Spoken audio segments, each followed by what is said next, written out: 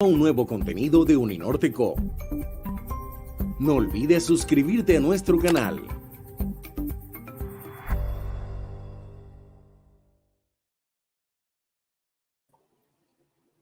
Bueno, muy buenos días a todos, a todas las personas que hoy nos acompañan en este evento organizado por varios institutos de nuestra universidad y que hoy tiene el placer de acoger una temática bien importante. El evento se titula La Política Urbana Global, implementación de Hábitat 3 en Europa, América Latina y Colombia, y tenemos unos invitados de lujo que creo nos van a dar una muy buena imagen de lo que es esta agenda y cómo vamos en su implementación, no solamente en América Latina, no solamente en Europa, sino también cómo podemos dialogar en estas dos realidades. Como varios de pronto conocemos esta Agenda 2030 que se marcan esos 17 ODS que de manera muy robusta, si se quiere, estableció las Naciones Unidas ya hace un momento y que configura esa agenda internacional, pero también de guía para todos los estados hacia 2030, tiene puntos muy importantes. En esos 17 ODS encontramos pobreza, encontramos salud, encontramos temáticas muy interesantes, pero sobre todo encontramos el ODS número 11, que es el que hoy de manera más precisa nos ocupa y es aquel que entonces tiene que ver con la construcción de ciudades resilientes y sostenibles y que además entonces de ese marco general de la Agenda 2030 tiene también una regulación adicional que es y que fue desarrollada por la nueva Agenda Urbana que se aprobó en 2016 por Naciones Unidas, pero también por las agendas regionales y que hoy tiene entonces unos desarrollos bien importantes, como por ejemplo en el caso de la Unión Europea, que tiene sus propias agendas urbanas, o para el caso de manera particular de España, que tiene la AUE, que es un documento estratégico también muy importante. De todo esto nos van a hablar nuestros panelistas del día de hoy y seguramente entonces aterrizaremos también una discusión bien importante sobre cómo esto se está haciendo en nuestro país el día de hoy. Así entonces tengo el gusto de presentarles a nuestro primer invitado y a quien cederé la palabra, el doctor Elkin Velázquez, quien es actualmente el representante regional de ONU Habitat para América Latina y el Caribe y que lidera entonces iniciativas estratégicas relacionadas con la implementación y localización territorial y urbana de los ODS y de los Acuerdos de París. El doctor Elkin tiene una sólida formación que incluye administración pública, por ejemplo, en la ANA en Francia, un doctorado en geografía, especialidad en planificación y política territorial de la Universidad de Grenoble en Francia y en ingeniería de la Universidad Nacional de Colombia. Su experticia en ONU Habitat incluye haber liderado, por ejemplo, a nivel global la sección de gobernanza urbana, el programa Ciudades Más Seguras y la unidad de planeamiento regional y metropolitano, así como temporalmente la unidad de género. Así entonces, sin más preámbulos, doctor Enki, muchas gracias por su presencia hoy y la palabra es suya. Bienvenido. Muchas gracias, muy buenos días, Jolie. Muchas gracias también al profesor Carlos Velázquez y a todo el equipo de la Universidad del Norte. Me complace mucho, en nombre de ONU Habitat, poder compartir con ustedes este espacio y, por supuesto, con toda la audiencia.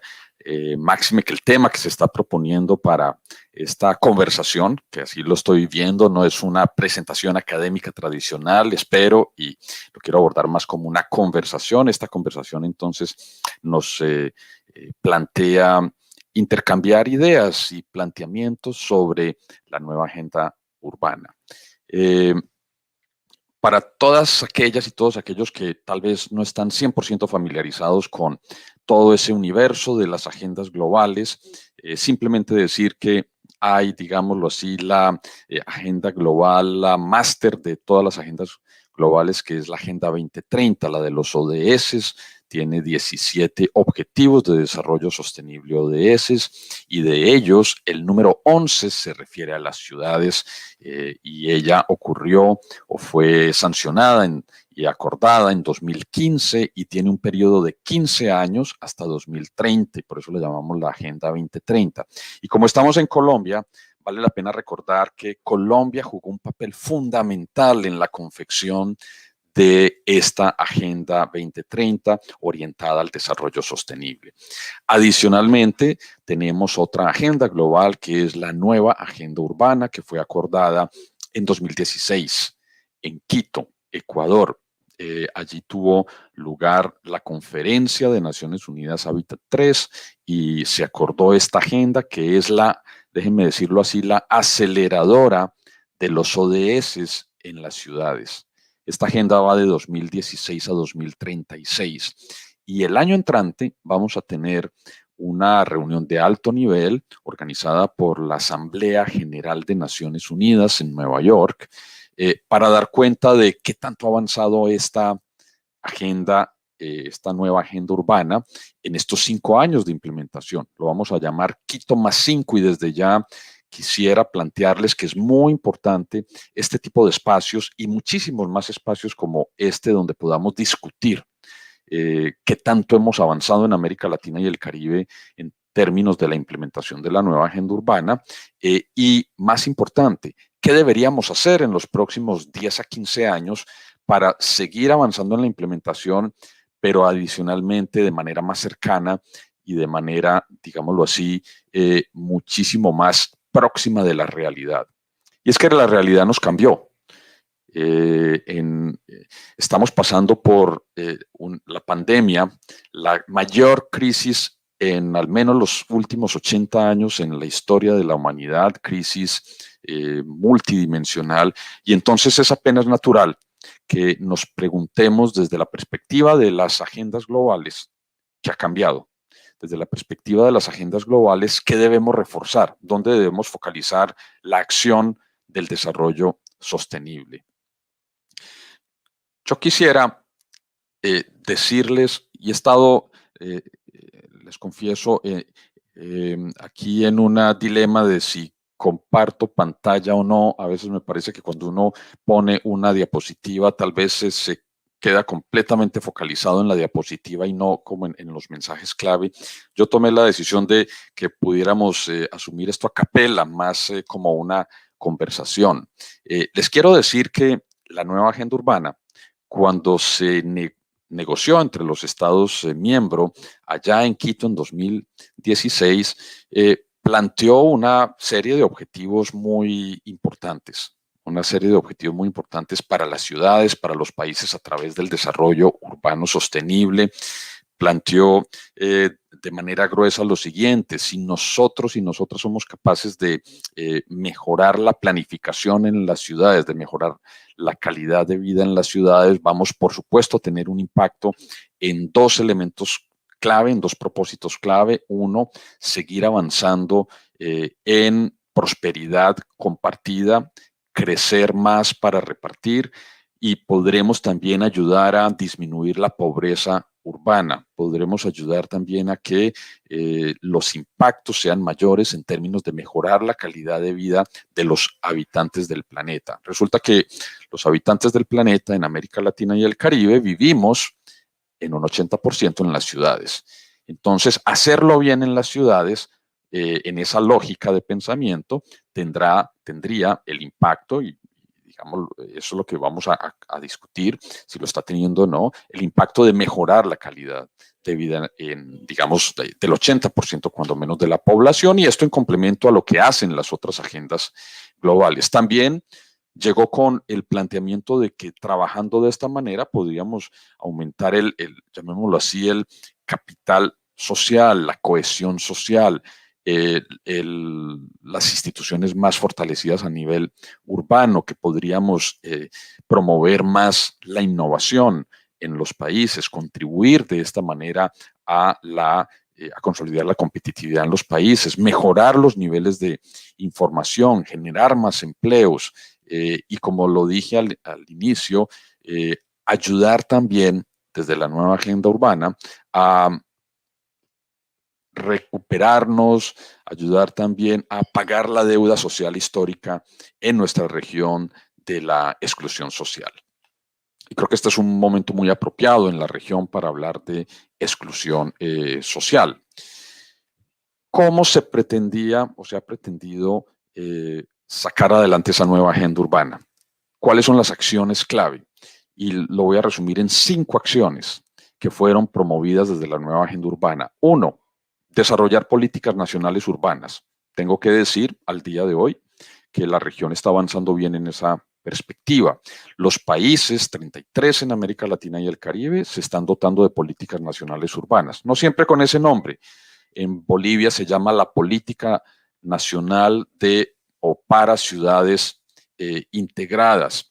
En Costa Rica se está llamando la Política Nacional del Hábitat, que además allí se tomó la decisión de combinar política de vivienda, política de desarrollo urbano y política de ordenamiento territorial. En Guatemala lo han visto más desde la perspectiva de la competitividad territorial. En fin, cada país está avanzando en esta lógica. En Chile, política que recomiendo mirar con detalles, la Política Nacional de Desarrollo Urbano. Entonces los países están cumpliendo más o menos con ese propósito. Todas y todos aquí podremos decir, ese es un buen propósito, hemos avanzado, pero por supuesto que lo que queremos es ver impacto en territorio. ¿Cómo se logra ese impacto en territorio? A través de 3 sistemas específicos que también los países se comprometieron a mejorar. El sistema de financiamiento del desarrollo urbano, el sistema de planificación urbana y el sistema de legislación sobre asuntos urbanos.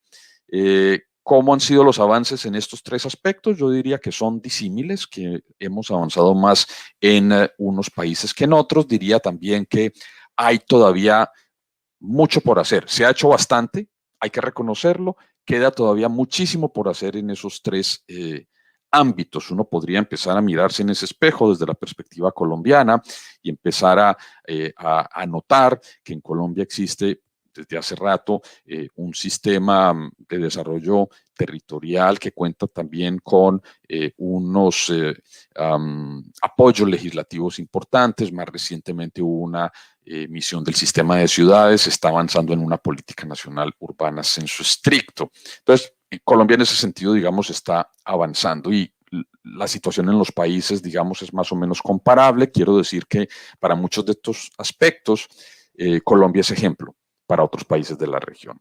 Y viene el punto número 5 de la implementación de la nueva agenda urbana, que es la implementación local, que es traducir todos estos sistemas y la política nacional urbana en operaciones urbanas integrales, en estrategias de mejoramiento barrial, en intervenciones específicas de infraestructura urbana. Y ahí lo que tengo que decir es que se ha avanzado, pero queda muchísimo por avanzar.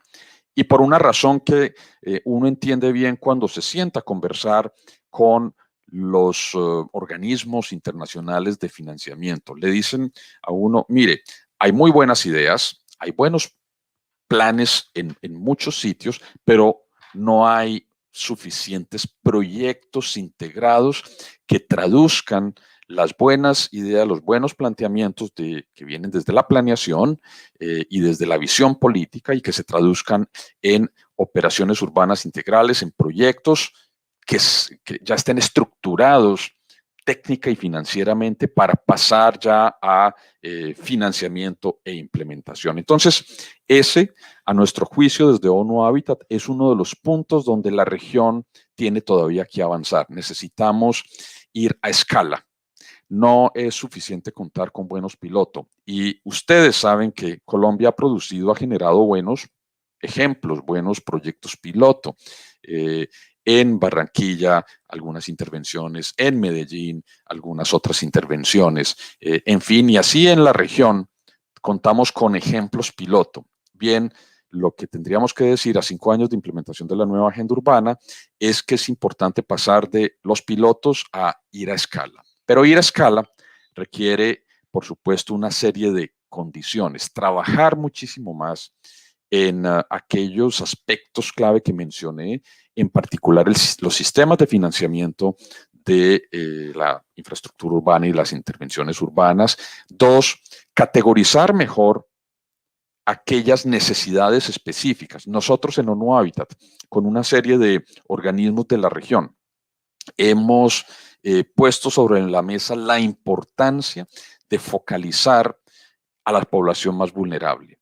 Como ustedes pueden saberlo, 1 de cada 5 hogares en la región todavía vive en condiciones precarias en materia de hábitat, en materia de vivienda. Hay todavía una cantidad muy importante en América Latina de barrios precarios, producto de nuestro crecimiento urbano no acompañado de una buena planificación, digamos, en la última mitad del siglo XX y también en algunos sitios todavía en los primeros años del siglo XXI. Y entonces allí hay yo diría, una tarea, una asignatura pendiente en América Latina y es trabajar más en los asentamientos informales. El año pasado, por ejemplo, lanzamos con varias organizaciones y redes de la región y le presentamos a todos los ministros y ministras de Vivienda y Desarrollo Urbano de la región un planteamiento muy simple, el decálogo para el mejoramiento integral de barrios. Si ustedes lo googlean, decálogo para el mejoramiento integral de barrios, van a encontrar en nuestra página web de ONU Habitat, la de México en particular, que allí está desplegado digamos, este decálogo, de nuevo, que es producto del trabajo colectivo en América Latina y el Caribe. Entonces, ese es un tema importante. Déjenme decir lo siguiente, decía que han pasado muchísimas cosas en los últimos años, incluida una pandemia. La pregunta recurrente es ¿cuál es el impacto de la pandemia en las agendas globales? Preguntado de otra manera, ¿será que necesitamos ajustar las agendas globales a la América Latina que estamos encontrando después de la pandemia? Y entonces esa pregunta, digamos, la respuesta es supremamente importante porque nos va a permitir recalibrar o no. Si la respuesta es que no, que lo que hay que hacer es simplemente volver a la situación que teníamos antes, entonces la respuesta es no, lo que hay que hacer es continuar con las mismas agendas. Yo lo diría de esta manera. 1, hay cambios importantes. Hay cambios importantes en las ciudades, en la vida urbana, los hemos notado, hemos hecho parte de este experimento global de confinamientos, de aperturas momentáneas, de cierres más o menos permanentes, en fin, heterogéneos. Esto ha tenido un impacto, como lo sabemos, en la economía, en la sociedad, en los indicadores de pobreza y también en la forma en que funcionan las ciudades. No voy a entrar en detalles, tal vez en algún momento podemos tener oportunidad de intercambiar sobre esos impactos concretos en las ciudades. Pero lo que sí quiero decir en complemento es que habiendo notado esos cambios, y déjenme un comercial, el próximo viernes a las 10 de la mañana, hora de Barranquilla, vamos a presentar el informe global de ciudades y pandemia. Simplemente síganos en nuestras redes sociales y ahí van a encontrar la información porque vale la pena que conozcan qué es lo que nosotros encontramos en ese estudio. Para América Latina y el Caribe en particular, encontramos que hay en la respuesta cuando menos 4 temas importantes que hay que tener en cuenta. Para la respuesta de corto plazo en términos de recuperación socioeconómica en contexto de pandemia, es en lo que están todos los países y casi todas las ciudades de la región. Punto 1. Pero esto también en relación con la revisión que tendremos que hacer de la nueva agenda urbana. Entonces, allí se abre, a partir de la realidad que esto suda, se abre, yo creo, un universo de oportunidades en términos de contar a partir del año entrante. Les dije que en 2022 se reúne la Asamblea General de Naciones Unidas a revisitar la nueva agenda urbana. Bien, desde América Latina pensamos que va a haber una gran cantidad de evidencia, de información, de innovaciones, de propuestas para que esa nueva agenda urbana se focalicen tal vez en algunos temas. ¿Cuáles pueden ser esos 4 temas? Y déjenme contarlos de la siguiente manera. Nosotros hablamos de las 4 Cs. Las 4 Cs. Primero, casa. Segundo, conectividad. Tercero, comunidad. Cuarto, cuidado. economía del cuidado, sector del cuidado. Y déjenme desarrollar, si me pueden escribir por el interno, por el chat, cuánto tiempo me queda y así modulo bien lo que quiero compartir con ustedes como mensajes. Entonces, casa. ¿Qué nos hemos dado cuenta? Todas ustedes escucharon a los organismos internacionales, nos dijimos, quédate en casa. Y todavía está el hashtag, y todavía aparece y se mueve el hashtag, quédate en casa. Y por supuesto que esto ha formado parte de una respuesta, digamos, con base en el conocimiento existente hasta ese momento, una respuesta apropiada a los retos de la pandemia. Y en América Latina empezaron a decirnos, familias, miembros de barrios, decían, pero para quedarse en casa hay que tener una. Nos dimos cuenta en los gobiernos nacionales, locales, en los organismos internacionales, que precisamente allí había un tema estructuralmente complejo, habían déficits importantes. Y entonces, si bien ese quédate en casa, por supuesto, sigue siendo parte de una estrategia, había que tener además el cuidado de entender quiénes se podían o no quedar en casa. Y entonces hubo, por supuesto, una serie de respuestas de corto plazo. En algunos países se abrieron, digamos, algunos espacios para albergar a las personas infectadas, para que pudieran pasar allí su cuarentena y no contaminar a otras personas. Si en su casa, digamos, vivían en condiciones no apropiadas, condiciones de hacinamiento, etcétera. Y yo creo que nos hemos ido yendo en ese sentido. En muchos barrios populares de América Latina y del Caribe lo que presenciamos fue un trabajo fantástico de comunidades planteando, si vivimos en hacinamiento, por ahora lo que necesitamos es utilizar más el espacio público y que el espacio público se vuelva parte de la casa, y por supuesto que esto dependería de las condiciones climáticas. Esto es factible en algunos sitios de acuerdo a las condiciones climáticas, en otros no. En fin, hubo multiplicidad de respuestas, pero el tema de fondo es, aquí hay un déficit, y ese déficit, que es una preexistencia de la región y que responde, por supuesto, a las condiciones de desigualdad que tenemos en la región y que se expresa en segregación socioespacial y que se expresa en ese 20% de familias de América Latina y el Caribe que viven en condiciones precarias. Ese tema entonces nos llevó a plantear, se requiere insistir, reforzar la necesidad de políticas de vivienda que permitan de manera incremental acceso universal a la vivienda en todos los países, y no a cualquier tipo de vivienda, sino a lo que podemos llamar, de acuerdo a algunos textos, la vivienda digna, y de acuerdo al planteamiento de ONU Habitat, la vivienda adecuada, que además tiene 7 características. Por favor, googleen vivienda adecuada ONU Habitat y van a tener toda la información, incluso les va a aparecer la de nuestra página web.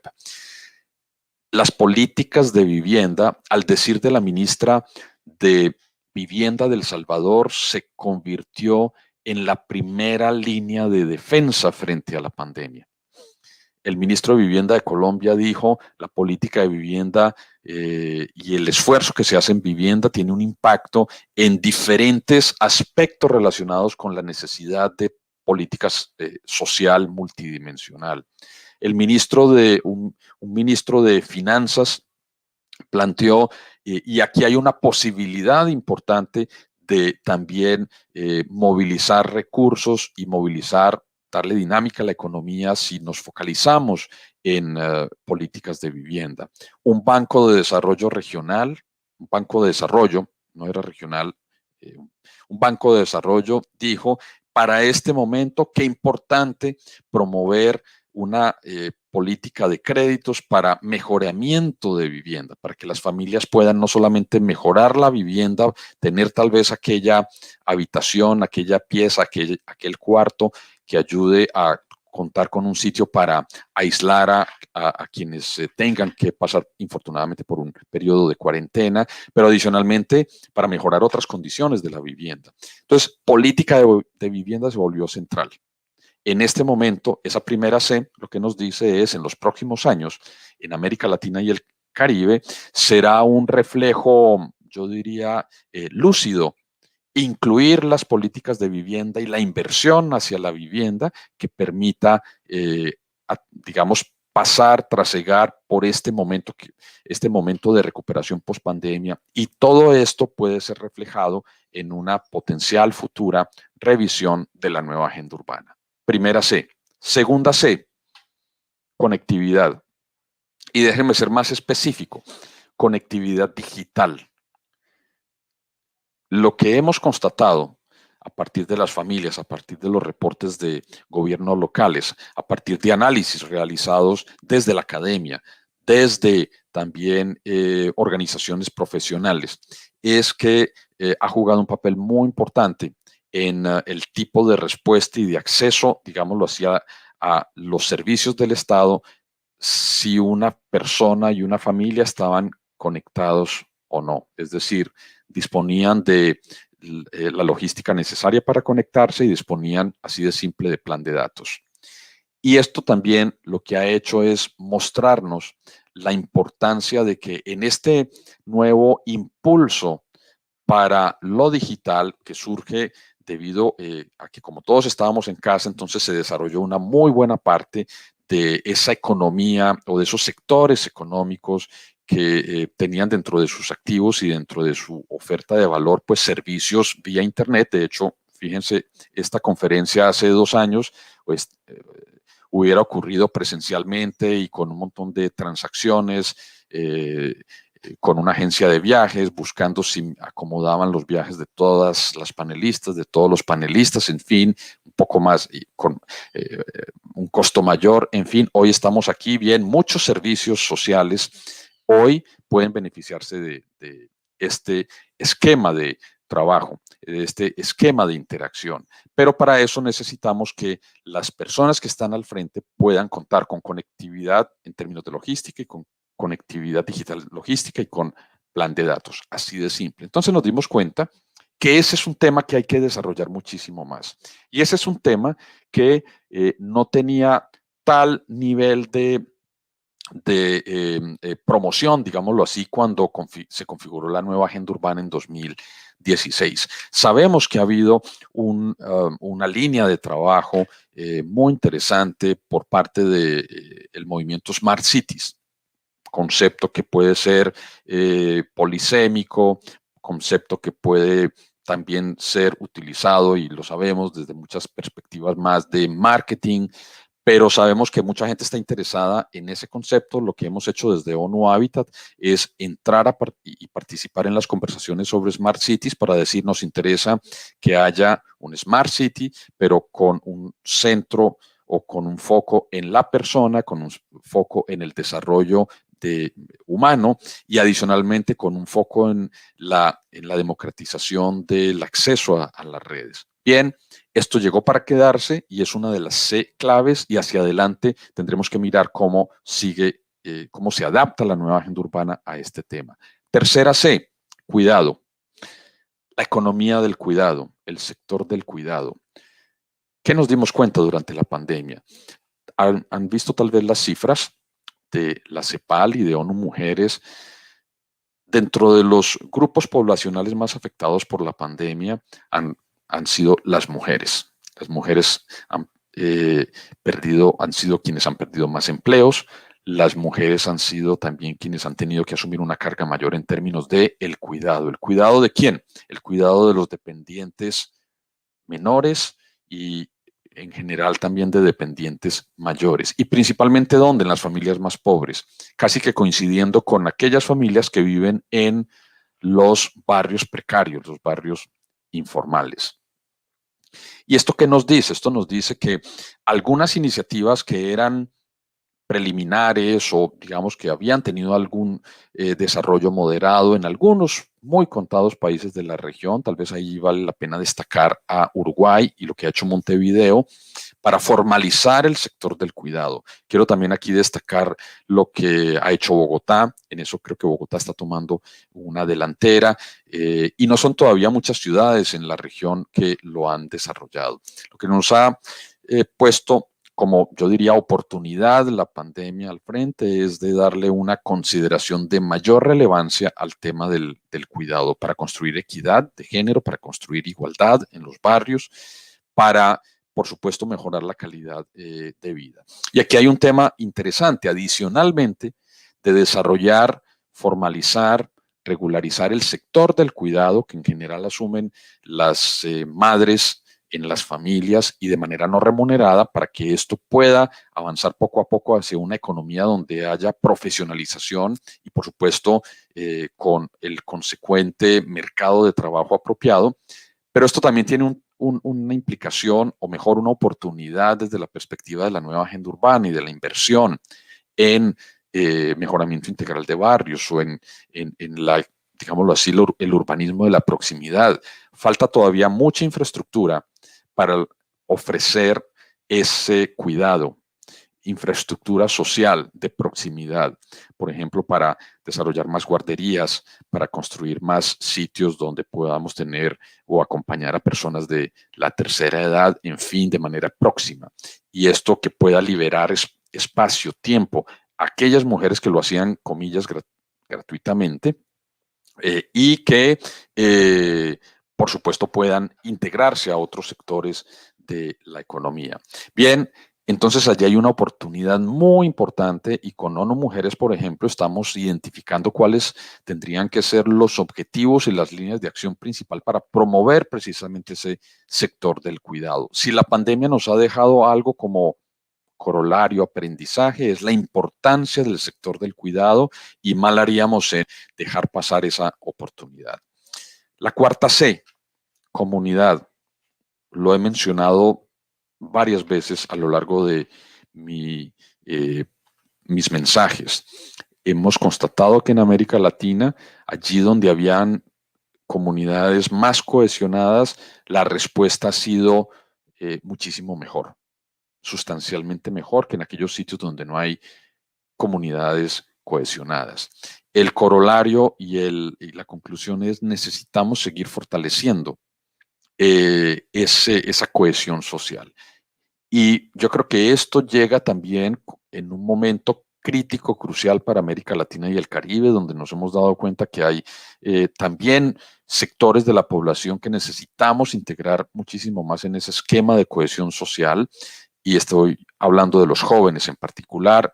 Creo que la mayor parte de las participantes son colombianos, colombianas, y creo que puedo decir que converso sobre la realidad colombiana, pero que no es solamente la realidad colombiana, es el telón de fondo en toda la región. Grupos de jóvenes que no se sienten incluidos, ni formalmente ni desde la perspectiva de los imaginarios.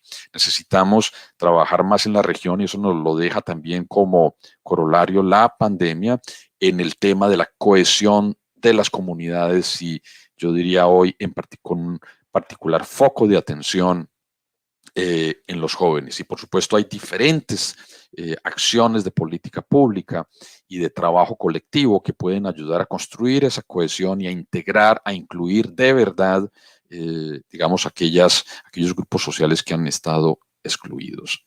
La pandemia entonces nos deja para la revisión de la nueva agenda urbana una gran cantidad de preguntas y también de indicaciones. Para América Latina y el Caribe, las de las 4C. Casa, conectividad, cuidado, comunidad. Cuando menos. Ahí tenemos unas pistas, seguimos en ese trabajo. Hay otros elementos, pero creo que en aras del tiempo vale la pena que pare aquí por lo pronto con estos mensajes clave y que tal vez, si esa es la forma en que está organizada esta sesión, que podamos eventualmente abrir el espacio para conversación y preguntas, o sino que continuemos con la programación según según esté establecida. Agradezco de nuevo la oportunidad, un privilegio poder estar con ustedes, amigos, amigas de la Universidad del Norte. Muchísimas gracias, doctor Elkin, por sus interesantes intervenciones. Seguramente al final también tendremos un momento para volver sobre algunas de estas ideas que son bien importantes y que creo también cobran mucho sentido este año para Colombia, que como usted mencionaba, pues el año próximo nos reuniremos en ONU para ver cómo vamos en ONU Habitat y en esa nueva agenda urbana, pero que este año en el HLPF o en ese High Level Political Forum, Colombia también está reportando con su informe nacional voluntario de las Naciones Unidas y también vamos a ver cómo vamos a ir un poco en eso. Creo que ese también será un punto importante para mencionar. Muchísimas gracias por su intervención y con esto entonces damos paso a nuestro segundo invitado del día de hoy, el doctor Ángel Menéndez, quien es catedrático emérito de Derecho Administrativo de la Universidad Autónoma de Madrid, licenciado en Derecho por la Universidad Complutense y doctor por la Autónoma de Madrid, catedrático de Derecho Administrativo de la Universidad de Valladolid y posteriormente de la Universidad Autónoma de Madrid, funcionario del Cuerpo Superior de Administradores Civiles del Estado, ha sido también director general del Instituto del Territorio y Urbanismo, del Ministerio de Obras Públicas y Urbanismo, también ha fungido como presidente de la Asociación Española de Derecho Urbanístico en un periodo y fue vicepresidente también de la Asociación Internacional de Derecho Urbanístico. Es socio de honor de la Asociación Canaria de Derecho Urbanístico y también pues ha sido profesor invitado en distintas universidades internacionales, miembro entre otros de los consejos de redacción de la revista Derecho Urbanístico y Medio Ambiente, la revista Justicia Administrativa y de la revista española de Derecho Administrativo. Doctor Ángel, un placer tenerlo con nosotros y adelante con su intervención. Muchas gracias. El placer es mío, muchas gracias. Buenas tardes desde Madrid y buenos días Barranquilla. En primer lugar, quiero agradecer a la Universidad del Norte la oportunidad que me brinda de intervenir en esta sesión tan interesante sobre la nueva agenda urbana. Y quiero personificar mi agradecimiento en el profesor Carlos Javier Velázquez Muñoz, viejo amigo, viejo yo, él no, pero nos conocemos ya desde hace tiempo y a través de él y de las oportunidades que he tenido de visitar la Universidad del Norte, pues soy conocedor de su buen hacer, de su atención a la actualidad y eso lo demuestra una vez más la convocatoria de esta jornada. La primera parte de mi ponencia ya la ha hecho el doctor Elkin Velázquez porque se refiere al significado de la nueva agenda urbana en el marco de la Agenda 2030 de Naciones Unidas. Por lo tanto, yo voy a entrar directamente en el significado de la Agenda Urbana Europea, pero antes quisiera hacer alguna observación de carácter general sobre el origen y la evolución de las preocupaciones de Naciones Unidas por el desarrollo sostenible. Al menos desde la Conferencia de Estocolmo de 1970, aunque todavía en esa época no estaba acuñado el concepto de desarrollo sostenible, la Organización de Naciones Unidas manifestó su preocupación por la preservación del medio ambiente y el cuidado de los recursos naturales. En 1987, en un informe de la Organización de Naciones Unidas titulado Nuestro futuro común, también conocido como Informe Brundtland por el nombre de la primera ministra de Noruega que presidió la comisión encargada de su elaboración, pues apareció ya este concepto de desarrollo sostenible, pero apareció como un concepto fundamentalmente medioambiental. El desarrollo sostenible requiere el cuidado, la utilización racional de los recursos naturales, el aire, el agua, el suelo, etcétera, de manera que podamos legarlos a las generaciones futuras, que tienen tanto derecho a disfrutarlos como la nuestra. Por lo tanto, el desarrollo sostenible en 1987 era un concepto fundamentalmente ambiental o medioambiental. Desde esos años, en los 30 y tantos transcurridos desde entonces, y en concreto hasta la Agenda 2030 de 2015, se ha ampliado tanto que el desarrollo sostenible ya no solamente tiene la faceta ambiental, sino que es una declaración general de política a escala global que comprende la economía, la ecología, la lucha contra el paro, contra la pobreza. Por lo tanto, se ha ampliado tantísimo, tan enormemente, que se ha convertido en un concepto casi inasequible. Es difícil de captar o de aprender. Los 17 Objetivos de Desarrollo Sostenible pues son declaraciones de política general que abarcan prácticamente todos los ámbitos de la acción pública o privada.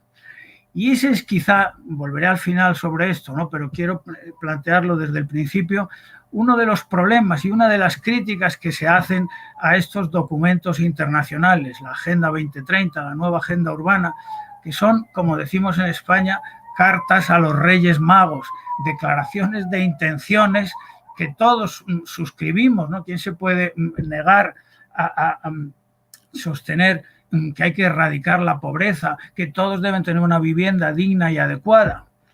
El valor de estas declaraciones está en que marcan unos objetivos, pero su servidumbre estriba justamente en su elevado grado de abstracción.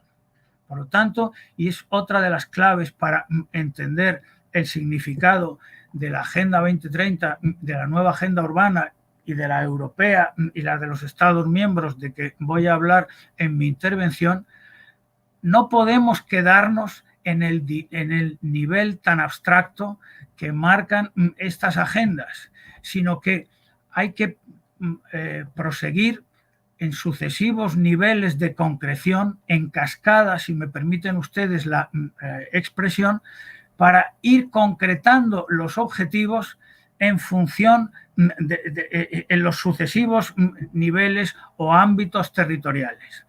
Por eso, la Agenda 2030 es una agenda mundial, como también lo es la nueva Agenda Urbana, pero después en cada región pues se ha elaborado la propia adaptada a las características, pero esas regiones son enormes y también comprenden una gran diversidad de estados, y esos estados son estados complejos, están estructurados territorialmente en distintas organizaciones.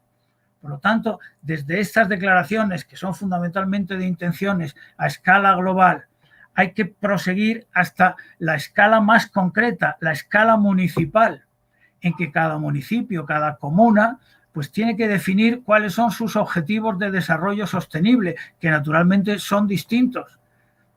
No pueden ser los mismos los objetivos de desarrollo sostenible en un territorio costero, rico, con grandes posibilidades y con grandes recursos turísticos, que municipios del interior despoblados, donde no es agradable vivir y donde el problema de la sostenibilidad es que no se marche la población residente hasta ese momento. Por lo tanto, no hay un modelo único de desarrollo sostenible, sino que estos objetivos de la Agenda 2030 y en concreto el objetivo 11, ciudades resilientes y sostenibles de la nueva Agenda Urbana, pues después hay que concretarlo en el ámbito territorial, en la escala territorial en que se va a aplicar efectivamente. Entrando, por lo tanto, en la Agenda Urbana de la Unión Europea, que es el núcleo de mi intervención en esta jornada, me gustaría decir que el documento de referencia en la Unión Europea ha sido la llamada Carta de Leipzig sobre ciudades sostenibles, que se aprobó en esa ciudad alemana en 2007 por los ministros de los Estados miembros de la Unión Europea responsables de las políticas urbanas. En esa carta se recomendó hacer un mayor uso de los enfoques relacionados con la política integrada de desarrollo urbano y se marcaron una serie de estrategias claves para el fortalecimiento de la competitividad de las ciudades europeas. En síntesis, la creación y consolidación de espacios públicos de alta calidad, objetivo este muy importante y que por eso me permito subrayar, porque los espacios públicos tienen el destino, la vocación de estar al servicio de todos. Esa estructura urbana basada en urbanizaciones cerradas, como guetos, en los que solamente pueden entrar los residentes o quienes estén autorizados para ellos, pues es lo contrario, ¿no?, de unos espacios públicos compartidos donde se puede disfrutar de una gran calidad ambiental y ejercer el derecho al medio ambiente que proclaman las constituciones y que tiene en el ámbito urbano pues el principal objetivo de proyección, puesto que la mayor parte de la población, como ha dicho el doctor Elkin, vive en las ciudades, vivimos en ciudades. En segundo lugar, la modernización de las redes de infraestructuras y la mejora de la eficiencia energética. Importantísimo esto también, tengan ustedes en cuenta que en Europa, que es un territorio que depende en general, la mayor parte de los estados dependen de otros desde el punto de vista energético, ¿no? Bueno, pues casi el 50% de la energía que se consume son los edificios, la calefacción en invierno y el aire acondicionado en verano. En territorios de clima más estable, pues esto no es un problema, ¿no? Pero cuando hay grandes divergencias entre el invierno y el verano, pues el consumo de energía se acentúa en ambas épocas, ¿no? Y en tercer lugar, la innovación proactiva y las políticas educativas. Estas últimas muy importantes también, porque hay que enseñar a los niños desde la escuela a que no se debe despilfarrar el agua, por ejemplo. Yo recuerdo cuando era niño que me decían, deja correr el agua para que esté fresquita, y para tomarte un vaso, pues a lo mejor habías tirado por el sumidero 5 litros de agua potable de primerísima calidad, ¿no? Un despilfarro hoy inadmisible. O mantener encendidas las luces o hacer un uso abusivo de la electricidad cuando no es necesario, ¿no? Bueno, todo eso hay que enseñárselo a los niños desde la escuela para que lo interioricen y lo asuman como hábitos propios. En el marco de los objetivos de esa Carta de Leipzig, en 2019, como parte de la Estrategia Europea para la Consecución de los Objetivos de Desarrollo Sostenible de la Agenda 2030, se presentó el llamado Pacto Verde Europeo, que parte de la hipótesis de que la Unión Europea será climáticamente neutra en 2050. Climáticamente neutra quiere decir, como seguramente saben ustedes, 0 emisiones netas de gases de efecto invernadero y, por lo tanto, no seguir contribuyendo a que se produzca ese efecto de calentamiento por el exceso de gases emitidos a la atmósfera. Con esa finalidad, la Comisión Europea debe proponer una ley del clima, cuya presentación estaba prevista para marzo de 2020, pero no contábamos con la pandemia, que ha interferido en todo, y este proyecto pues también lo ha retrasado. Hace 2 meses, en abril de 2021, en abril de este año, el Parlamento Europeo y el Consejo alcanzaron un acuerdo provisional sobre el reglamento relativo a la ley del clima, que por lo tanto es un proyecto que no se ha abandonado y que deberá hacerse realidad en los próximos meses. Aquí tienen ustedes algunos de los objetivos, pero no entro en ellos. También en 2020 se ha aprobado la llamada Nueva Carta de Leipzig, que declara que la Agenda Urbana Europea es un instrumento válido para reforzar el impacto y la eficiencia de las políticas urbanas. Esta nueva Carta de Leipzig, suscrita igualmente como la primera de 2007 por los ministros responsables de las políticas urbanas de los Estados miembros de la Unión Europea, se basa en 5 principios de gobernanza. Quiero decir que este término, que aquí claro, hay una reiteración y un abuso de los términos que realmente se vacían de contenido por ese exceso, ¿no? La gobernanza pues aparece prácticamente en todos los discursos, ¿no? si no se habla de gobernanza parece que no está uno de actualidad, ¿no? Bueno, lo que quiero decir es que no es un concepto jurídico. Desarrollo sostenible sí lo es, sobre esto volveré al final porque está juridificado. La gobernanza no es un concepto jurídico, es una manera de describir el buen gobierno, pero que hay que concretar en otros principios que sí pueden tener carácter jurídico. Pues en esta nueva Carta de Leipzig, la gobernanza se apoya en 5 principios. La orientación hacia el bien común, que es una obviedad, el enfoque integrado, esto lo quiero subrayar porque es una constante en las políticas de la Unión Europea desde hace ya una veintena de años. Y enfoque integrado quiere decir que hay que procurar coordinar, armonizar, integrar las políticas sectoriales con una visión de conjunto, con una visión integradora para potenciar la eficacia de esas políticas sectoriales. Y eso tiene una gran importancia práctica y es muy difícil de conseguir, como sabe cualquiera que conozca un poco el funcionamiento de las administraciones. Porque las administraciones públicas, en general, están basadas en un principio sectorial o departamental.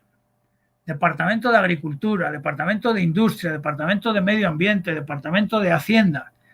Y eso lleva a una concepción o una visión patrimonialista de las competencias.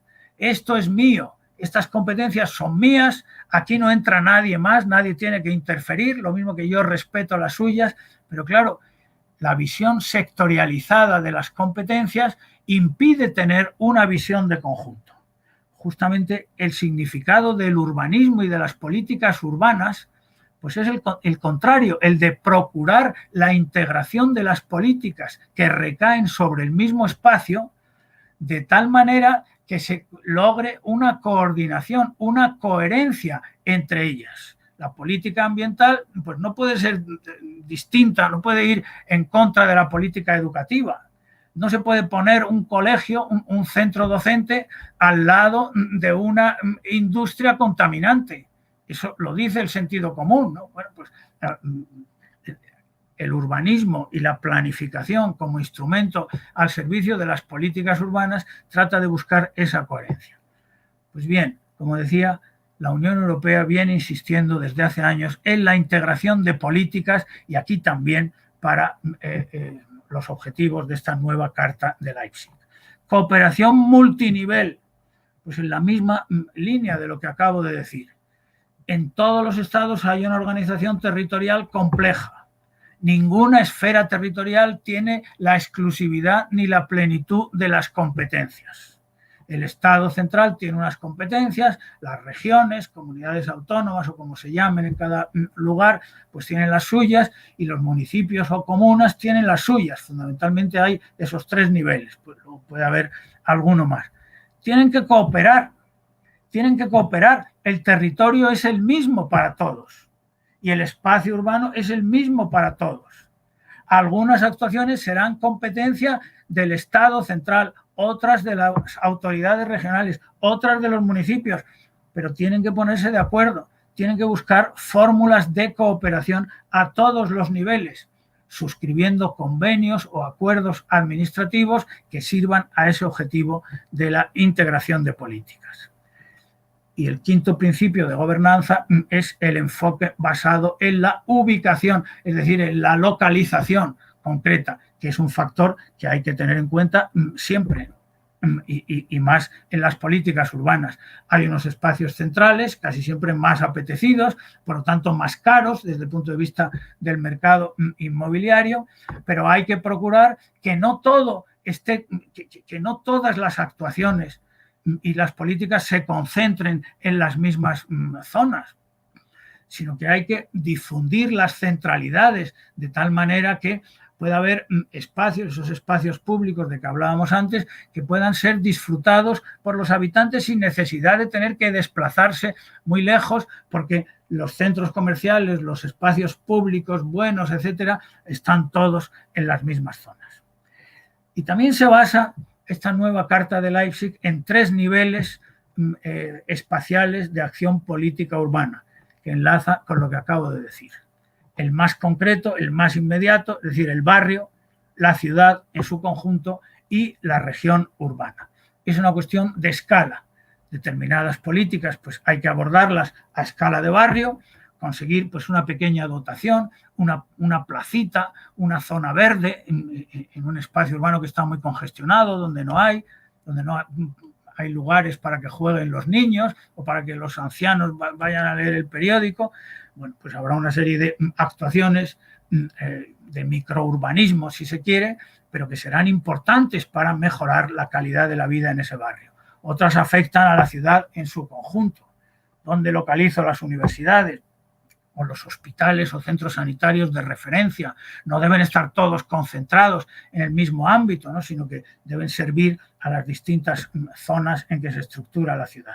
Y finalmente, la región urbana, que ya supera, desborda la escala puramente municipal, ¿no? Porque hay conurbaciones en las que los municipios pues, se solapan, ¿no? Es un continuo urbano, aunque institucionalmente haya distintos municipios. Hemos visto que esta nueva Carta de Leipzig de 2020 declara que la Agenda Urbana Europea es un instrumento válido para reforzar el impacto y la eficiencia de las políticas urbanas. Pues esta Agenda Urbana Europea, siguiendo la nueva Agenda Urbana de Naciones Unidas, fue promovida por el llamado Pacto de Ámsterdam, suscrito en 2016. Su propósito es contribuir a la aplicación de la Agenda 2030 y en especial el objetivo 11, que ya conocemos, mediante una mejor regulación, una mejor financiación y un mejor conocimiento. Tres adjetivos, tres supuestos que hay que mejorar, ¿no? La regulación, la financiación, sin la cual no se puede hacer nada, y el conocimiento, que también es importante para saber lo que debemos hacer. Los temas prioritarios de la Agenda Urbana Europea son los que tienen en la pantalla, si la están viendo. Me limito a enumerarlos. Inclusión de migrantes y refugiados, tema importantísimo, gravísimo en Europa, especialmente en los países como España, que marcan la frontera sur de la Unión Europea. El flujo migratorio va a seguir, ¿no? Hay que contar con eso, ¿no? Pero hay que procurar una atención a los migrantes y refugiados, pero al mismo tiempo hay que controlar, ¿no? Porque tampoco se puede acoger de golpe a 20 o 30 millones de refugiados. Bueno, esto daría para hablar largo y tendido solamente de esta prioridad. Calidad del aire, pobreza urbana, lucha contra las desigualdades, que es el primero de los objetivos de desarrollo sostenible, si no recuerdo mal. La vivienda, como decía el doctor Elkin, para poder quedarse en casa hay que tener una, ¿no? Y mucha gente no la tiene. Economía circular, otro concepto muy en boga, que quiere decir que hay que reciclar. Producimos toneladas de basura, toneladas de residuos. No somos conscientes de eso. En esto también hay que educar a los niños desde la escuela. Las bolsas de plástico que hemos utilizado masivamente durante años, pues ahora ya se dejan de utilizar para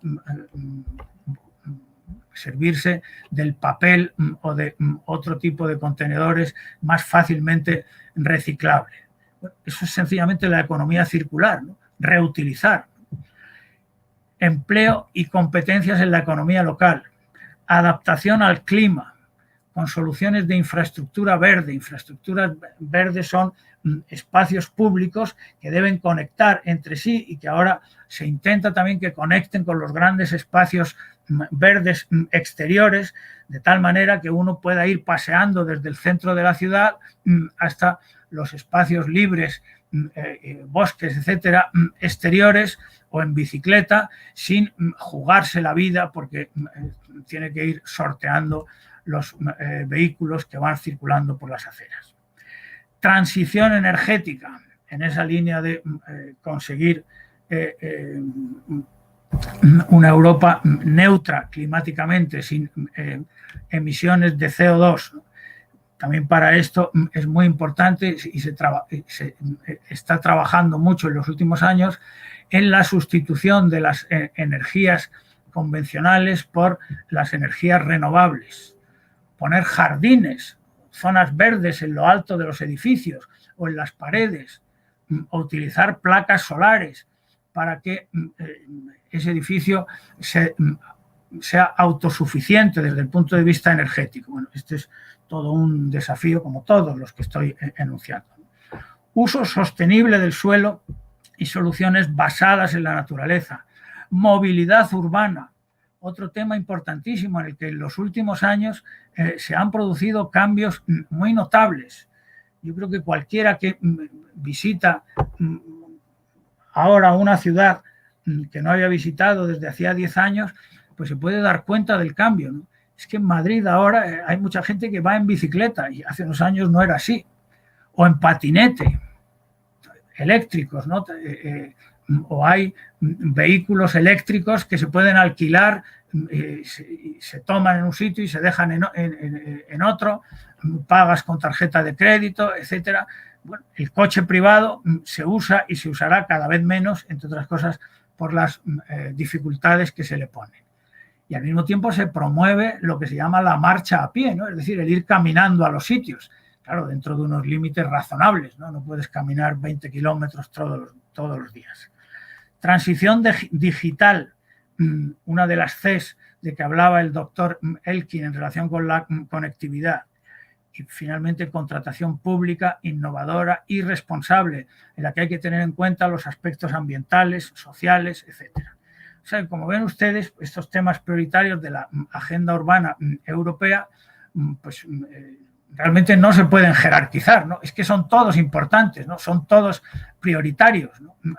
Hay que atender al mismo tiempo a todos, para lo cual hace falta recursos. Para la aplicación de la agenda urbana europea se reserva un papel clave a los grupos de expertos o asociaciones, lo que se llama partnerships, en los que están representados la Comisión Europea, los Estados miembros, las ciudades y después los agentes económicos y sociales interesados. La idea es que cada uno de esos grupos de expertos formule un plan de acción con propuestas concretas, que, como he dicho antes, es la clave. Aquí o somos capaces de aterrizar, es decir, de concretar los objetivos de la Agenda 2030, o si no, pues realmente nos quedaremos en ese marco de las pías declaraciones de intenciones que no producirán efectos. ¿Qué ha pasado en España? Pues en España nos hemos tomado bastante en serio, ¿no? Tanto la Agenda 2030 como la nueva Agenda Urbana, como la Agenda Urbana Europea. Y entonces, dando un paso más en esos sucesivos niveles de concreción de que hablaba antes, pues hemos aprobado la Agenda Urbana Española y al mismo tiempo adoptado una serie de medidas para la ejecución de la Agenda 2030. El arranque, y no voy a entrar en detalles porque ya voy mal de tiempo, es la Estrategia Española de Desarrollo Sostenible que se aprobó en 2007, el mismo año de la primera Carta de Leipzig, si se acuerdan ustedes. Se articula esa estrategia en 3 dimensiones: ambiental, social y global. Con lo cual ahí ya se iba el concepto de desarrollo sostenible, fundamentalmente ambiental, ya iba adquiriendo otras connotaciones, en concreto social y económica. Desde el punto de vista de las políticas urbanas, esa estrategia apuntó algo muy importante: la necesidad de reformular los modelos residenciales difusos actuales, superando la dinámica de crecimiento ilimitado como motor de desarrollo urbano. Explico esto brevemente para que lo entiendan ustedes, porque en España ha tenido una gran importancia. Durante la segunda mitad del siglo XX, el desarrollo urbanístico español, que ha sido enorme, ha consistido fundamentalmente en el ensanche y la extensión urbana, es decir, nuevos desarrollos urbanos, haciendo crecer y crecer y crecer las ciudades existentes sin preocuparse por la renovación o regeneración de esas ciudades. esta estrategia española llama la atención sobre eso y se tradujo en un cambio legislativo muy importante que se produjo en el mismo año 2007, en que el acento de las políticas urbanas se puso en la rehabilitación en sentido amplio, es decir, en la mejora de la ciudad existente frente a los nuevos desarrollos urbanos. Esto ha tenido una consecuencia muy importante, que para nuevas ocupaciones del territorio, para nuevas transformaciones de suelo rústico con fines urbanísticos, hay que justificarlo.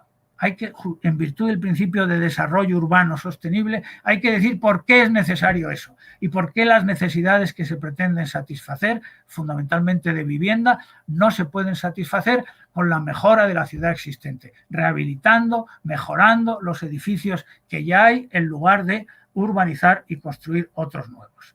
Este cambio de orientación, en el que naturalmente estamos inmersos todavía, pues es muy importante para entender la situación actual en España. En junio de 2018, el Consejo de Ministros aprobó un plan de acción para la implementación de la Agenda 2030. Y ese plan de acción se estructura en dos partes. En primer lugar, el análisis del estado de los objetivos de desarrollo sostenible en España, la situación de partida y las responsabilidades competenciales de todos los departamentos. En definitiva, un diagnóstico. ¿Cómo estamos? ¿Cuál es la situación actual? Y en segundo lugar, pues ya actuaciones. ¿Qué hacemos?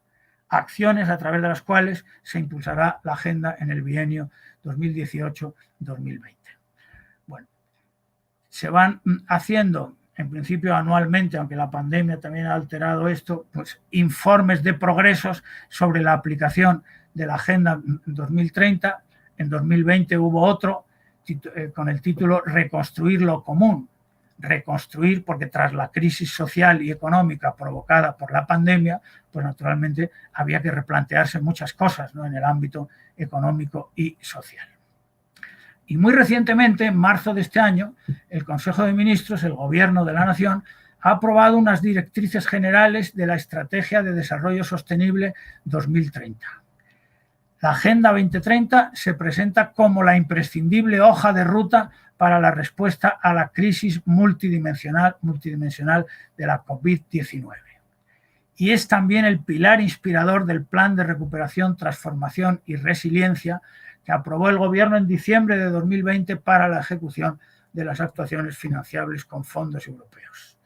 Como seguramente sepan ustedes, porque lo habrán leído o oído en medios de comunicación, la Unión Europea ha arbitrado una cantidad ingente de recursos, miles de millones de euros, para que los países miembros, los Estados miembros de la Unión, pues puedan utilizarlos para recuperarse de las consecuencias de la pandemia, que han sido devastadoras, en algunos sitios más que en otros, pero devastadoras. En España, por ejemplo, como seguramente sepan ustedes, la crisis del turismo, hemos pasado de 80 millones de visitantes en 2019 a 10, ¿no?, el año, me parece, el año pasado, ¿no? Claro, eso traducido en términos económicos, pues es terrible, ¿no?, como comprenderán ustedes.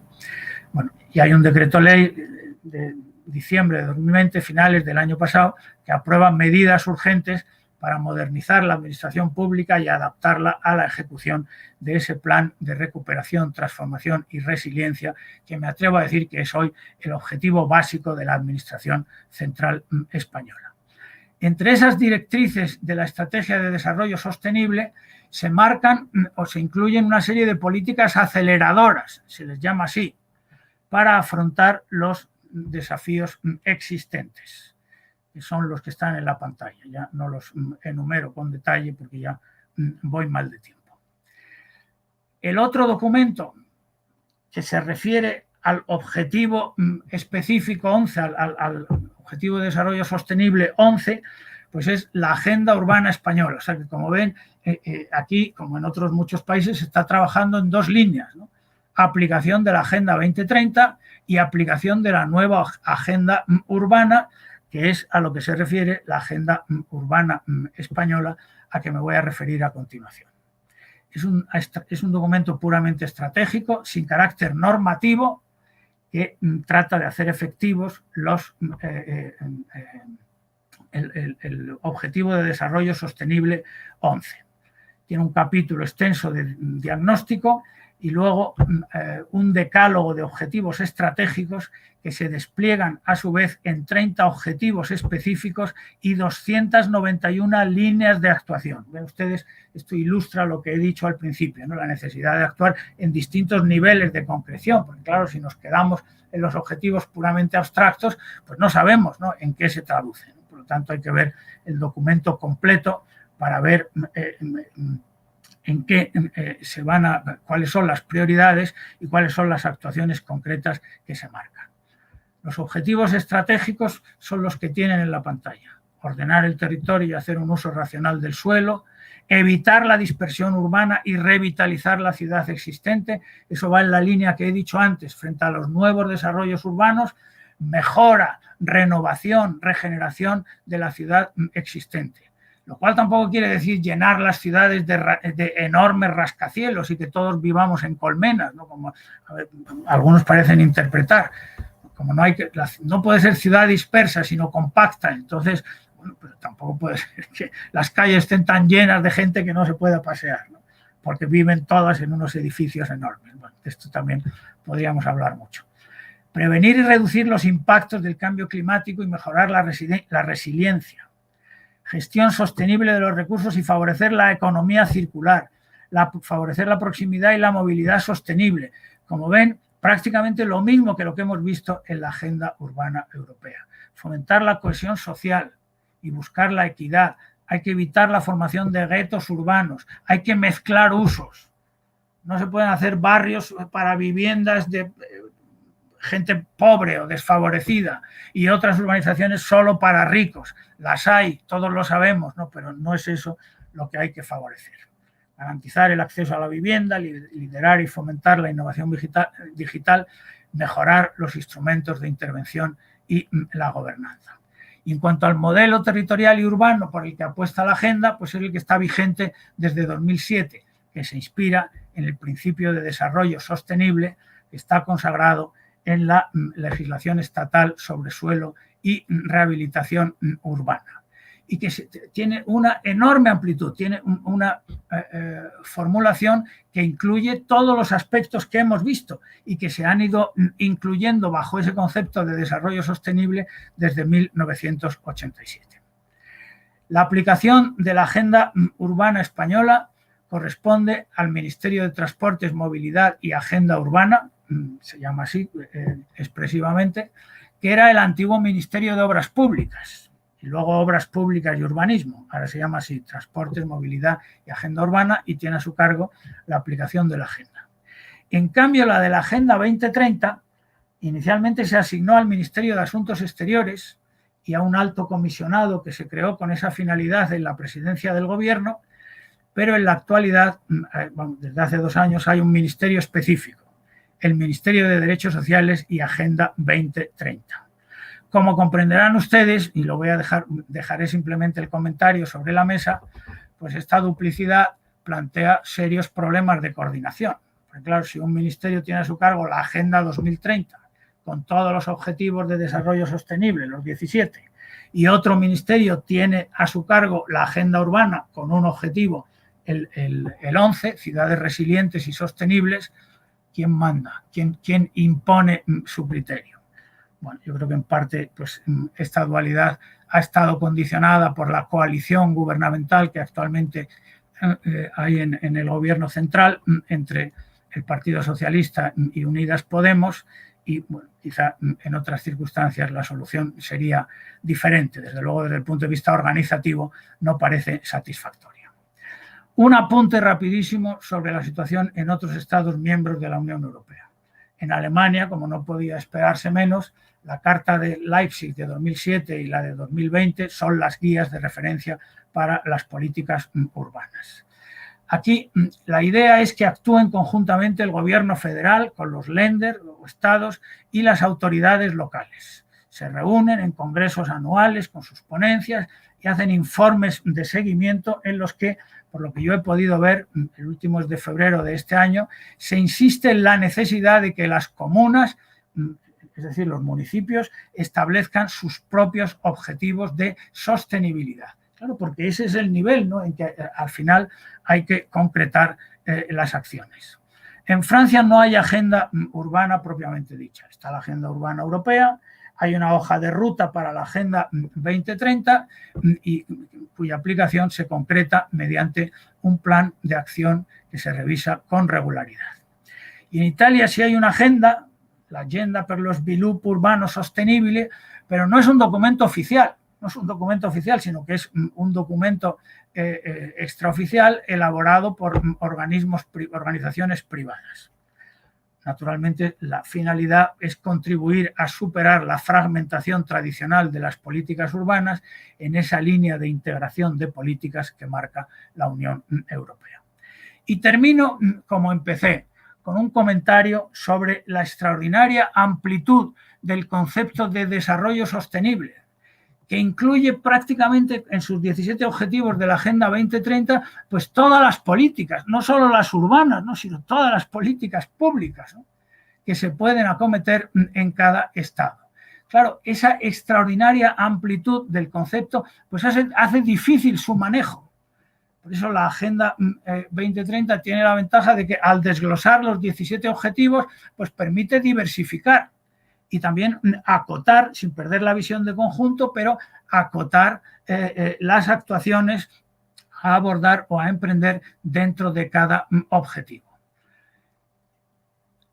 En el marco de esos objetivos, pues al final la definición del modelo, entre comillas, como se suele decir en España, de desarrollo sostenible aplicable en cada territorio depende de sus características.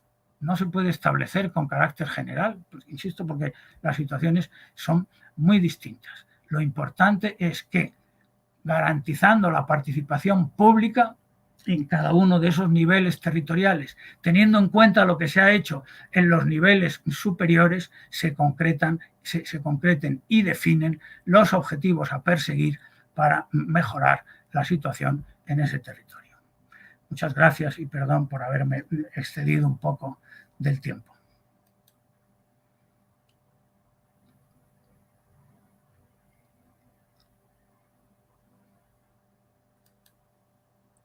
Muchísimas gracias. Le damos al doctor Ángel por esta interesante intervención.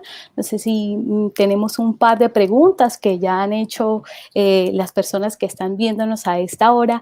Hay unas dirigidas de manera bien particular al doctor Ángel, otras al doctor Elkin, que me confirman si de pronto todavía está por allí o si ya definitivamente tuvo que retirarse. Creo que podemos empezar con las preguntas entonces dirigidas a usted, doctor Ángel, si le parece que hay un par y así lo esperamos aquí la señal en caso de que podamos formular las otras.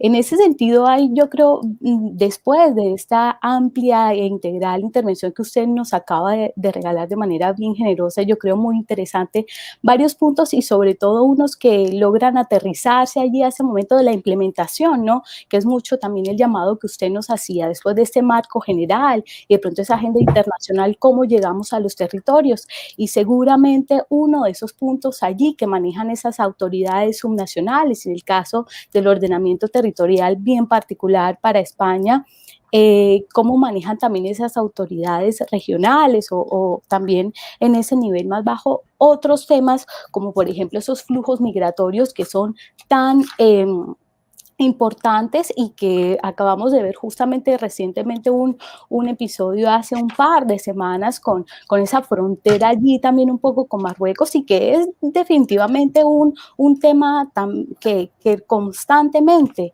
está presente en la realidad española, pero de forma general en Europa. ¿Cómo cree usted, y esta es una entonces de esas preguntas que nos formulan desde el público, cuáles son o han sido esas principales estrategias que se están empleando en Europa para la inclusión de migrantes y refugiados en las ciudades? ¿Existe algo de manera puntual que nos ayude también a integrar no solamente los territorios allí en ese esfuerzo de la agenda urbana, sino también a esos flujos migratorios? Usted nos mencionaba que en la agenda urbana europea, por ejemplo, ese es uno de los temas temas fundamentales. ¿Cómo ha sido tratado esto de manera puntual? ¿Qué se está haciendo?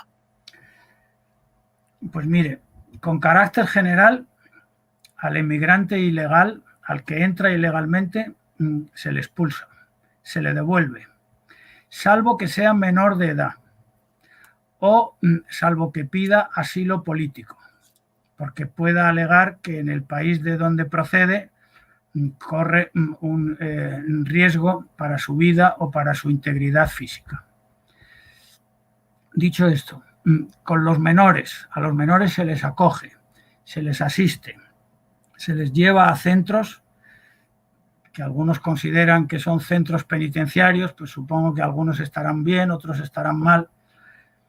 El problema es que están desbordados, ¿no? Y entonces pues tienen una capacidad de acogida inferior a la real. Bien,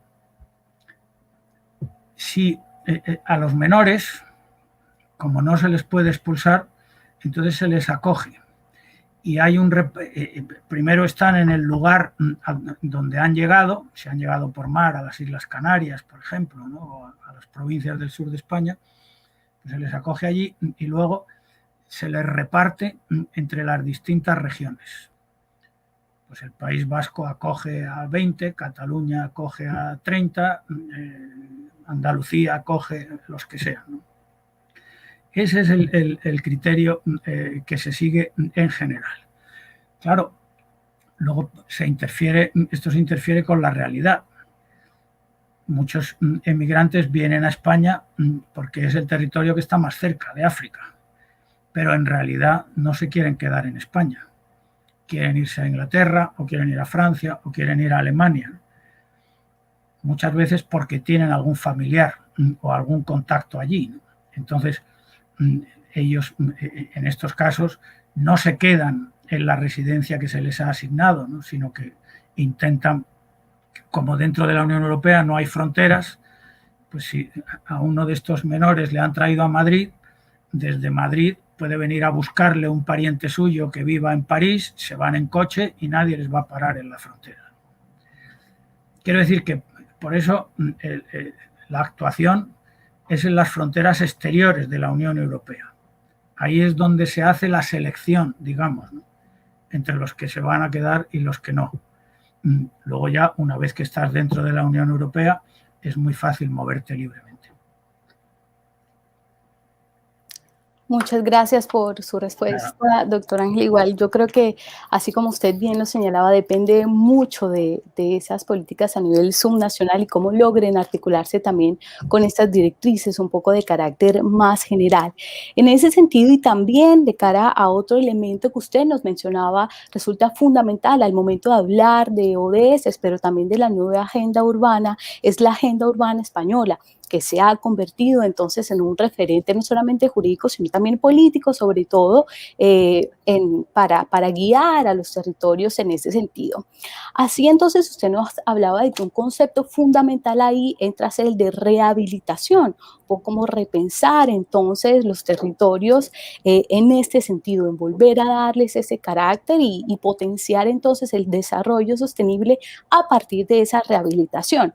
Una pregunta justamente que viene también del público entonces es si podríamos considerar esta estrategia de rehabilitación urbana como el programa de mejoramiento de vivienda, de manera también muy puntual, o si esta puede entenderse de manera mucho más amplia, es decir, tener una aplicación de manera más general, si se quiere. Yo creo que las políticas de vivienda hay que abordarlas efectivamente desde una perspectiva muy general. El cambio de orientación desde el crecimiento, desde el ensanche, digamos, a la rehabilitación que se ha producido en España desde 2007, pues es una pieza de esa política, en el sentido de que en vez de construir nuevas viviendas transformando suelo rural y por lo tanto perdiendo las potencialidades que tiene ese suelo rural, lo que tenemos que hacer es mejorar las viviendas existentes o derribarlas si es necesario, derribarlas y construir otras nuevas, pero ya están en un espacio urbano que quizá esté infradotado. Habrá que mejorar los servicios para que la vida allí sea agradable, ¿no? Bueno, ese es un eje. Yo siempre, y ahora que hablo para Colombia, pues me parece que puede ser oportuno, he puesto el ejemplo de Bogotá. Yo he estado 3 veces en Bogotá. Y entonces, con una separación, por la primera vez a finales de los 80 y luego a mediados de los 90 y después a mediados de los 2000. La ciudad había cambiado radicalmente, ¿no? O sea, es que era... ¿Y ahora dónde está el centro? Bueno, pues ahora no, la mayor parte de la gente pues, se ha ido a vivir por estas zonas, estos barrios nuevos y tal, ¿no? Entonces, es un crecimiento imparable, ¿no? ¿Hasta dónde, no? Claro, mientras la gente siga fluyendo hay que dar respuesta. Bueno, pero esa respuesta no tiene que ser necesariamente a base de ocupar nuevo suelo, sino que puede ser renovar lo que ya hay. Y cuando lo que ya hay es malo, pues es difícil renovar y es costoso. ¿Cuál es el problema también desde el punto de vista económico de los promotores inmobiliarios? Pues que es mucho más fácil construir nuevas viviendas en un suelo vacante que renovar barrios degradados donde transitoriamente tienes que realojar a la población residente, porque claro, vas a demoler sus edificios, pero tendrás que darles un alojamiento hasta que se termine la actuación, ¿no? Claro, es más difícil y más caro, ¿no? Entonces, por eso hay resistencias. Y el segundo problema que tenemos en España es que en muchas ciudades faltan viviendas, pero sobran en el medio rural. Muchos pueblos en los últimos años están facilitando viviendas gratuitas a emigrantes, pero también a jóvenes parejas que quieran instalarse allí para mantener una cierta vida en ese núcleo y que no se despueble, lo cual pues tiene sus posibilidades con las nuevas tecnologías, con la conectividad digital que decía el doctor Elkin. Pues tú puedes estar en un pueblecito de la Castilla profunda y estás conectado con todo el mundo. Y si tienes que venir a Madrid de vez en cuando, pues vienes con un buen sistema de comunicaciones. O sea que son varias piezas que hay que combinar, no hay que obsesionarse diciendo la solución es esta. Ahora ya no vamos a hacer nuevos desarrollos urbanos, lo que vamos a hacer es rehabilitar las viviendas y los barrios degradados. Bueno, sí, está muy bien hacer eso, pero hay más cosas que hacer y por ejemplo, eso, ocupar las viviendas en el medio rural que se pueden poner a disposición fácilmente. Y en algunos casos serán necesarios nuevos desarrollos, ¿por qué no? Muchas gracias, doctor Ángel, por sus interesantes apuntes. Yo creo que son bien ilustrativos, no solamente para el caso español y de Europa de forma general, pero creo que muchos de esas consideraciones que usted nos acaba de ilustrar aplican bastante bien para el caso colombiano, así como el ejemplo que usted nos traía, por ejemplo, de la ciudad de Bogotá, que ha sido referente en muchos de estos desarrollos, ¿no? Así entonces, en este momento vamos a pasar a nuestra próxima intervención.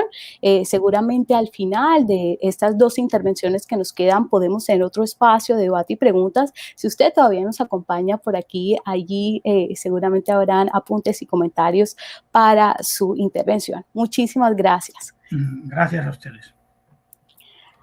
Así bien, entonces ahora continuando en esta línea de nuestras intervenciones, justamente para abordar el caso colombiano de manera más puntual y qué hemos hecho en Colombia para aplicar esta nueva agenda urbana, nos acompaña el doctor Carlos Javier Velázquez. Él es doctor en Derecho de la Universidad de Salamanca en España, es magíster en Derecho Ambiental de la Universidad del País Vasco en el mismo país, ha cursado su posgrado en Derecho Administrativo en la Universidad de Salamanca y en Derecho Urbanístico. Es especialista también en Derecho del Medio Ambiente de la Universidad Externado de Colombia, abogado y profesor asociado al Departamento de Derecho de la Universidad del Norte y también entonces es director del Centro de Estudios Regionales, Regionales de nuestra Universidad Urbano.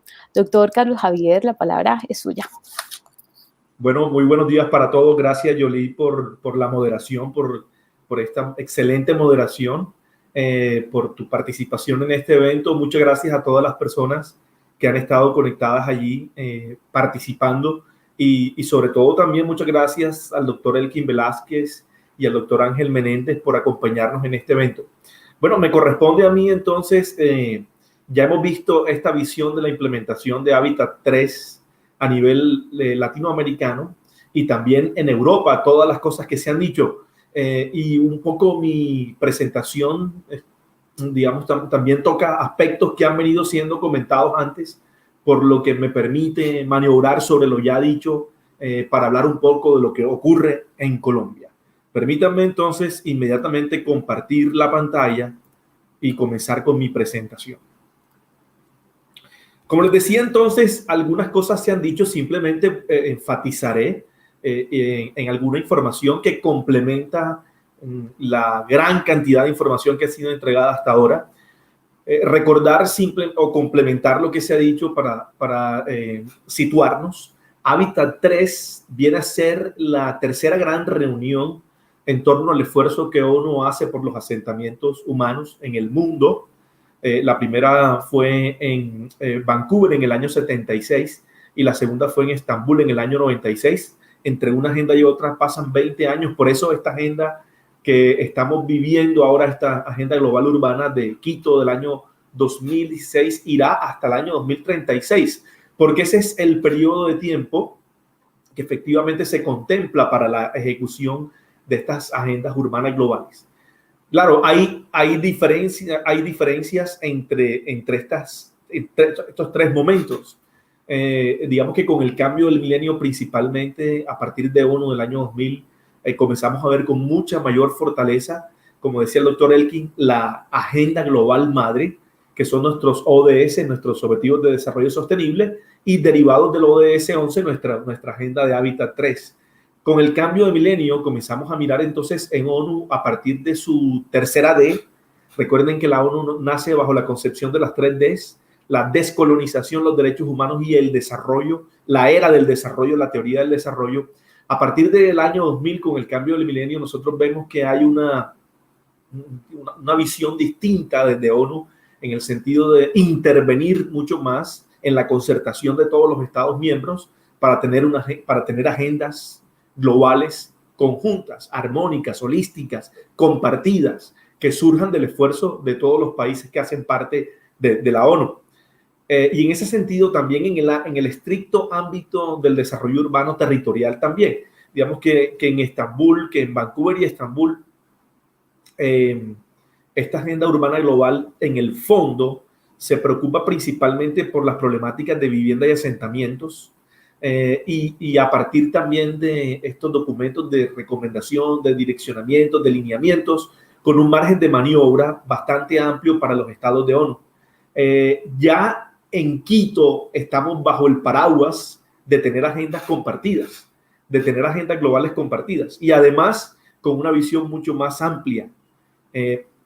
ODS es una agenda holística, una agenda de no dejar a nadie atrás, una agenda de abordar desde diferentes objetivos, los 17 y las 169 metas, todos los asuntos atinentes al desarrollo, que es supremamente importante.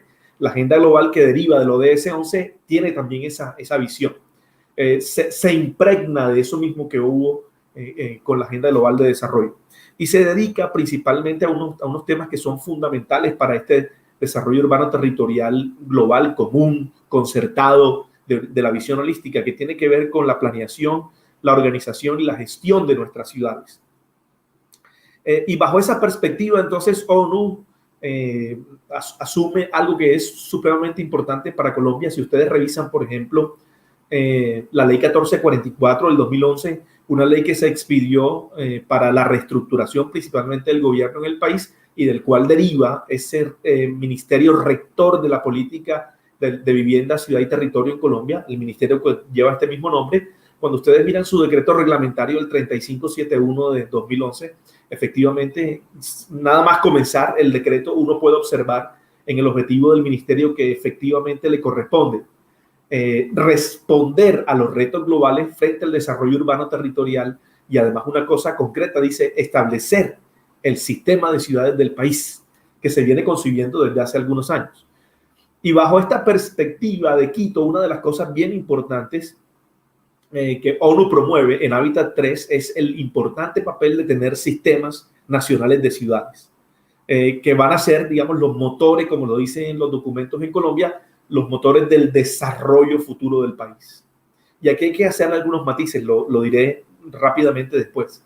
Bueno, una ejecutoria, una implementación que ya se hizo en un primer momento. Falta mucho, lo decía el doctor Elkin al principio, falta mucho trecho por recorrer, falta mucho camino por caminar, pero ya hemos arrancado, es decir, tenemos dos visiones, la del vaso medio lleno o el vaso medio vacío, lo diré un poquito después. Y aquí, digamos, la visión tiene que ser sencilla y llanamente la del vaso medio lleno, porque se han hecho cosas. En relación con el sistema de ciudades, recordemos este documento COMPES el 38-19 de octubre del 2014, donde efectivamente, con base en unos criterios con los cuales podemos estar en más de acuerdo o no tanto, se echó a andar ya una primera visión acerca del sistema de ciudades en Colombia.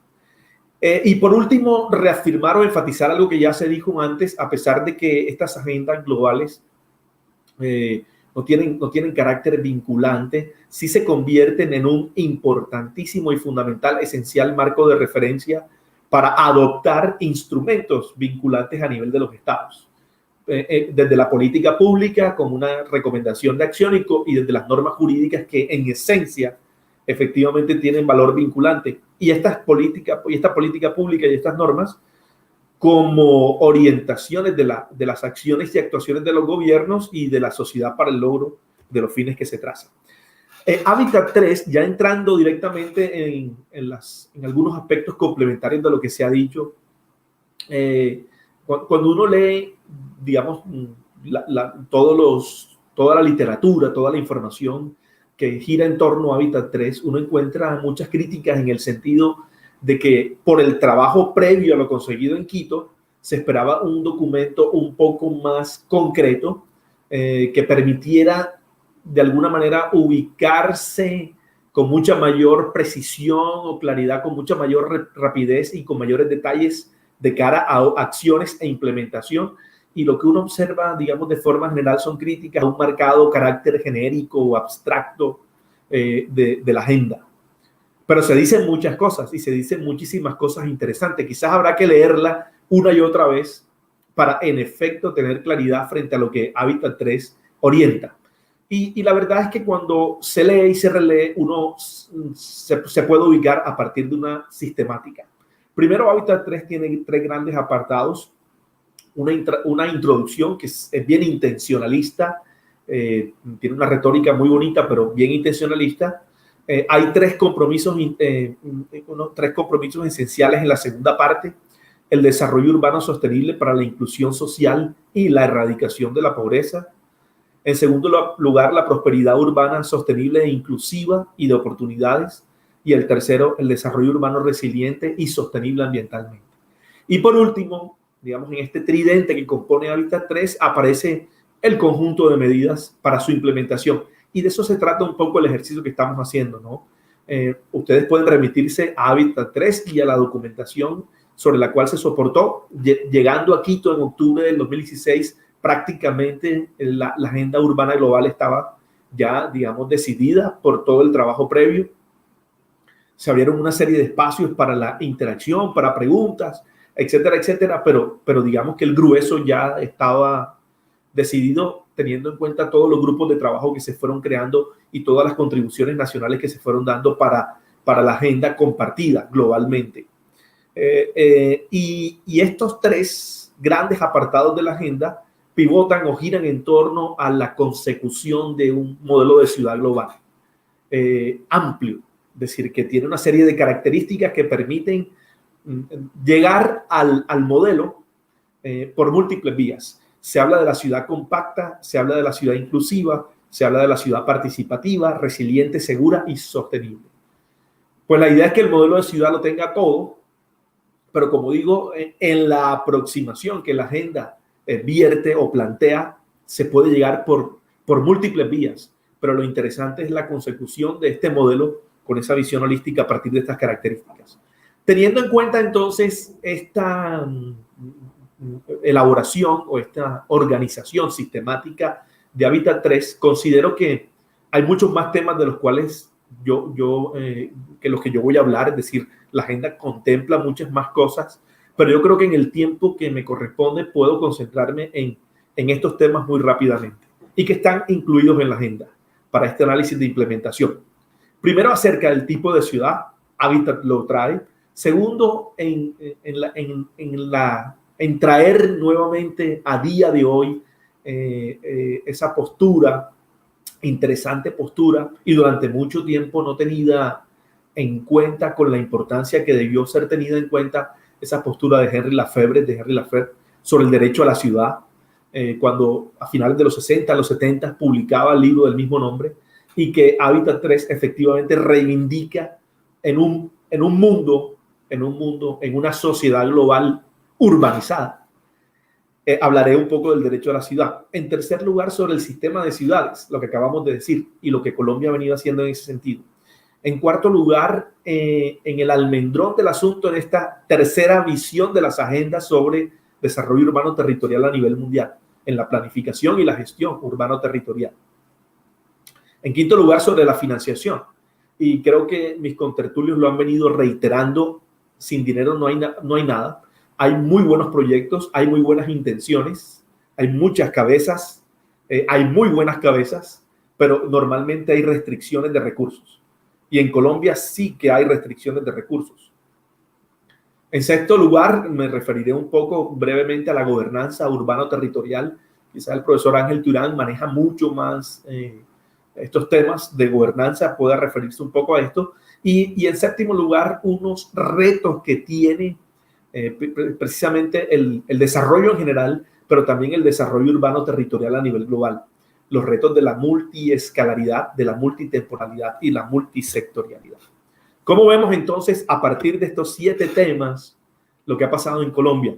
Pues como el vaso medio lleno. Hemos caminado, hemos recorrido, pero nos quedan muchas más cosas por hacer que las que hemos hecho hasta hoy. Y en segundo lugar, yo, también tengo una visión acerca de los avances y los retrocesos, acerca de las evoluciones y las involuciones. A mí me parece que en este recorrido que hemos hecho de nuestro desarrollo urbano territorial en el país, en algunos momentos de la historia hemos avanzado, pero en otros muchas cosas que hemos construido con la mano las hemos borrado con el codo. No tenemos una senda constante de evolución, sino que hemos encontrado momentos de involución que definitivamente tienen que ser redireccionados.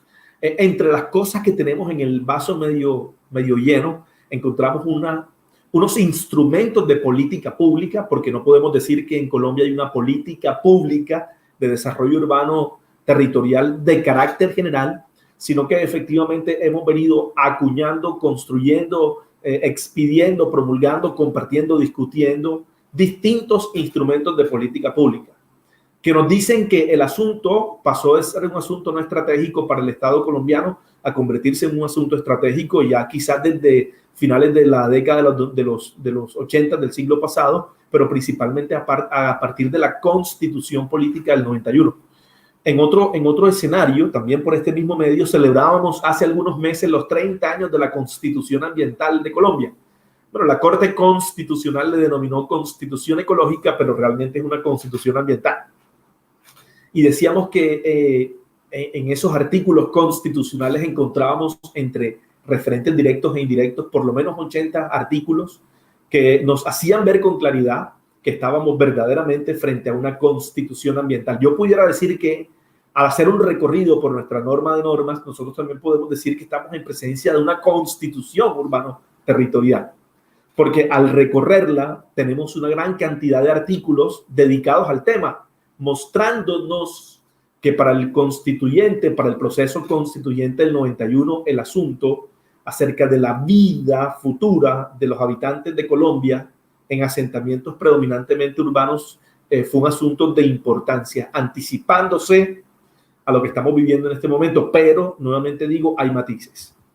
Entonces, simplemente para cerrar esta idea aquí, decir que hemos venido avanzando en la elaboración de una política pública donde hay documentos muy importantes sobre el sistema de ciudades, sobre mejoramiento integral de barrios, bases y lineamientos de la política de desarrollo urbano, sobre los principales instrumentos para la planeación y gestión de nuestras ciudades, los POTs, los PODs, los PMODs metropolitanos, etcétera, etcétera.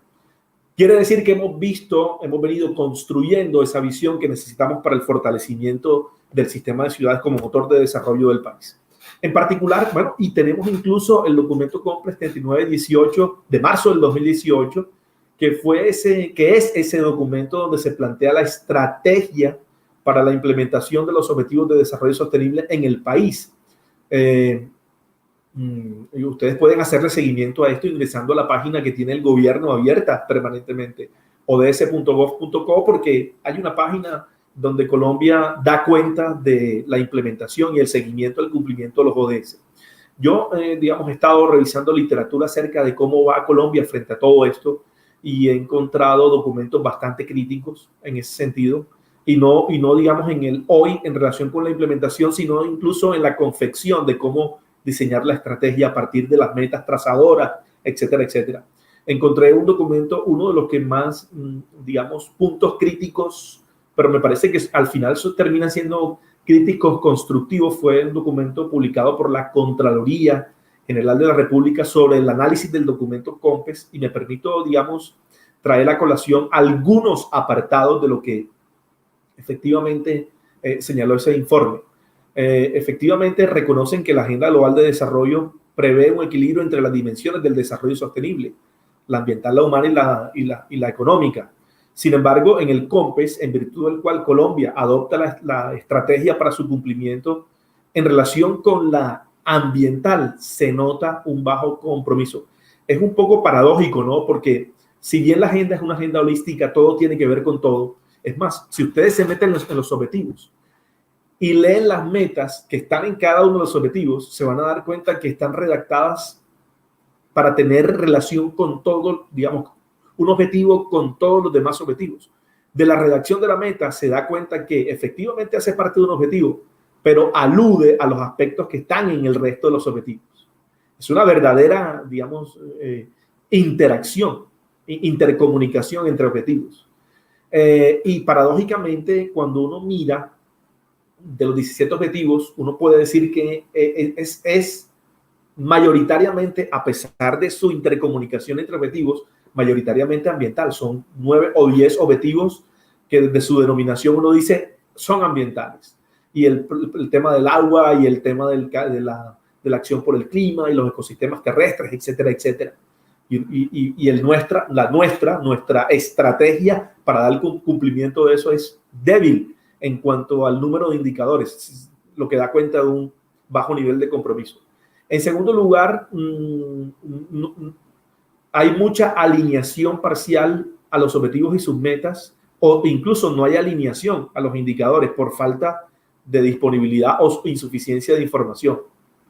En tercer lugar, no existen fuentes de información o instrumentos de medición adicionales que permitan desagregar a nivel local y dar una mayor oportunidad a los ámbitos locales para la entrega para la construcción y entrega de información que pueda dar cuenta efectivamente, y esto haciendo referencia importante al ODS 11, que tiene que ver con un desarrollo a nivel del ámbito local, para dar cuenta de cómo se ha implementado la agenda. Una de las principales críticas que uno ve frecuentemente frente a la agenda urbana global en términos generales es que efectivamente hace referencia al desarrollo urbano territorial, principalmente en el ámbito local, entendiendo la ciudad como un sistema abierto que se relaciona con otros territorios, con su interland y con el ámbito regional, subnacional, etcétera, etcétera. Y sin embargo, poca presencia de representantes de las autoridades locales en la confección de la agenda. Críticas en el sentido de muchos países participantes, ámbitos nacionales tomando decisiones sobre el desarrollo del ámbito local. Eso es un poco paradójico. Bien sabemos que en los grupos de trabajo intervinieron muchos representantes locales y después de la adopción de la agenda se ha venido, digamos, como consolidando espacios para esto a partir del buen hacer, de las buenas prácticas, de compartir información, etcétera, etcétera. Y ese escenario hay que fortalecerlo. La definición de metas, dice la Contraloría, a partir del comportamiento histórico, se aleja de la aspiración transformadora de la Agenda de 2030. Y por último, dice, hay un bajo nivel de alineación de las prioridades nacionales definidas por el COMPES con la agenda, y sobre todo, si no hay dinero, no hay absolutamente nada. Dice la Contraloría, hay ausencia de un costeo real de iniciativas que se encaminen hacia ello. Yo creo que son cosas puntuales y muy importantes que tienen que ser corregidas y enderezadas porque el camino todavía es largo. Tenemos todavía mucho tiempo, hasta 2036, para convertir todo esto en realidad. Desde el punto de vista del derecho también ha venido, digamos, de las normas jurídicas, ya vimos un poco el tema de política pública, de la norma jurídica, también hay un trecho recorrido en Colombia, vaso medio lleno, porque como les decía, desde los 70 del siglo pasado, pero sobre todo después de la Carta del 91, con nuestra ley de desarrollo urbano territorial, con nuestra ley de orgánica de ordenamiento y con un conjunto de leyes en el ámbito sectorial de habitabilidad, de vivienda, que se han venido expidiendo, cada vez robustecemos mucho más la visión político y jurídica sobre el camino por recorrer. Ahora pasemos a los temas rápidamente, que creo que se me está yendo el tiempo. En cuanto al tipo de ciudad, primero de los 7 asuntos que quiero traer a colación a partir de la agenda. Y lo que se pide básicamente es tener claridad frente a eso. Y la pregunta es, ¿tiene Colombia un modelo definido? ¿Y se cumple si lo tiene definido? Bueno, tenemos un modelo definido, pero no hemos llegado a cumplir con ese modelo. Y la realidad urbana del país es una realidad de un enorme contraste. Y comenzamos con los matices. Quienes me han escuchado hablar recientemente en una gran cantidad de eventos que hemos tenido en estos últimos meses, yo esta diapositiva no la quito nunca y la seguiré colocando. Es mi reivindicación, digamos, es mi demanda personal sobre estos temas todo el tiempo. A los colombianos y a las colombianas que conozcamos realmente a Colombia, la Colombia real. La Colombia real, normalmente la política pública y las normas jurídicas de desarrollo urbano territorial se hacen pensando que el país se parece a Bogotá, Medellín, Cali o Barranquilla, y el país que tenemos no se parece a Medellín, Cali, Bogotá y Barranquilla. El país que nosotros tenemos es el país de las pequeñas ciudades. El 87% del territorio del país está compuesto por ciudades pequeñas, de entre menos de 10.000, de menos de 30.000 habitantes. 865 municipios del país son de menos de 30.000 habitantes y además tremendamente dependientes económicamente. Un asunto importante para la implementación de cualquier política pública. Pobres, pequeños y pobres. Tremendamente dependientes de los esfuerzos que el gobierno nacional pueda hacer por ellos. Y adoptar todo esto implica un enorme esfuerzo con una grandísima debilidad institucional y con recursos escasos. A pesar de que hayan buenas ideas, la materialización es bien complicada. Pero ojo, eso es, digamos, desde el punto de vista, en la realidad, complicado. Pero segundo, nos están llamando, nos están diciendo, y la ciudad tiene que ser inclusiva, y la ciudad tiene que ser sostenible, y la ciudad tiene que ser segura, resiliente, etcétera, etcétera. Y la realidad de la ciudad colombiana es la realidad de una ciudad en un entorno predominantemente ambiental y predominantemente rural. De los 114 millones de hectáreas que tiene el país, 400.000 tienen una vocación eminentemente urbana. Solo 400.000, el 0.4% del total de la tierra. O sea que implementar soluciones bajo la búsqueda de una ciudad sostenible, resiliente, incluyente, sana, etcétera, etcétera, es muy fácil en este país. Simplemente hay que reconocer las particularidades territoriales. Hay que ver las realidades sobre el territorio e impulsar cada proceso de desarrollo de acuerdo con sus particularidades. No intentando extrapolar cosas que solo ocurren en ciudades que tienen, en las grandes ciudades del país, que tienen una dinámica urbana completamente diferente al resto del territorio del país. Y eso hay que reivindicarlo permanentemente. No puedo, digamos, profundizar un poco más en esto, pero con todo el gusto del mundo podré responder preguntas si ustedes a bien lo tienen. En el documento COMPES 3305 de agosto del 2004, que es uno de esos instrumentos de la política pública en Colombia, que se complementa con el documento de política de gestión ambiental urbana de noviembre del 2008. Ese es un documento que fue expedido por el Ministerio de Ambiente, Vivienda y Desarrollo Territorial en su momento, que ya no existe, fue escindido para los ministerios que existen hoy. Efectivamente se habla de la ciudad colombiana y dice que es una ciudad densa y compacta, ambientalmente sostenible, equitativa e incluyente y con la capacidad de gestionar y financiar su propio desarrollo. Esa no es la ciudad que tenemos. Pero tenemos un derrotero y tenemos por encima una agenda global de desarrollo y una agenda urbana global a la cual los esfuerzos del país tienen que estar alineados. La Contraloría advierte poca alineación, insuficiente información. Son cosas que hay que corregir para efectivamente lograr cumplir con el objetivo de aquí al año 2036. En segundo lugar, me refiero al derecho a la ciudad. Y voy a traer a colación una definición muy rápida de lo que se puede entender. Hay distintos entendidos. Sí es verdad que tenemos que seguir discutiendo sobre el tema para acotar algo que sea comprendido por todos, porque en torno a este importante concepto se han venido acuñando distintas visiones. Una ciudad para todos con igualdad de derechos de uso y disfrute, de oportunidades inclusivas sin discriminación, de manera que sus habitantes efectivamente construyan ese modelo de ciudad que, por ejemplo, ONU Habitat Urban 3, que por ejemplo Urban 3 nos trae y nos muestra. Ahora, en Colombia, ¿cómo estamos frente al derecho a la ciudad? Y quiero hacer como un paralelo. Fíjense cómo en los últimos años en Colombia, hablando de la constitución ambiental y de todo lo que ha venido pasando en el país, ya los altos tribunales del país han reconocido derechos de seres no humanos, de seres sintientes, de cosas a las cuales se les reconocen derechos.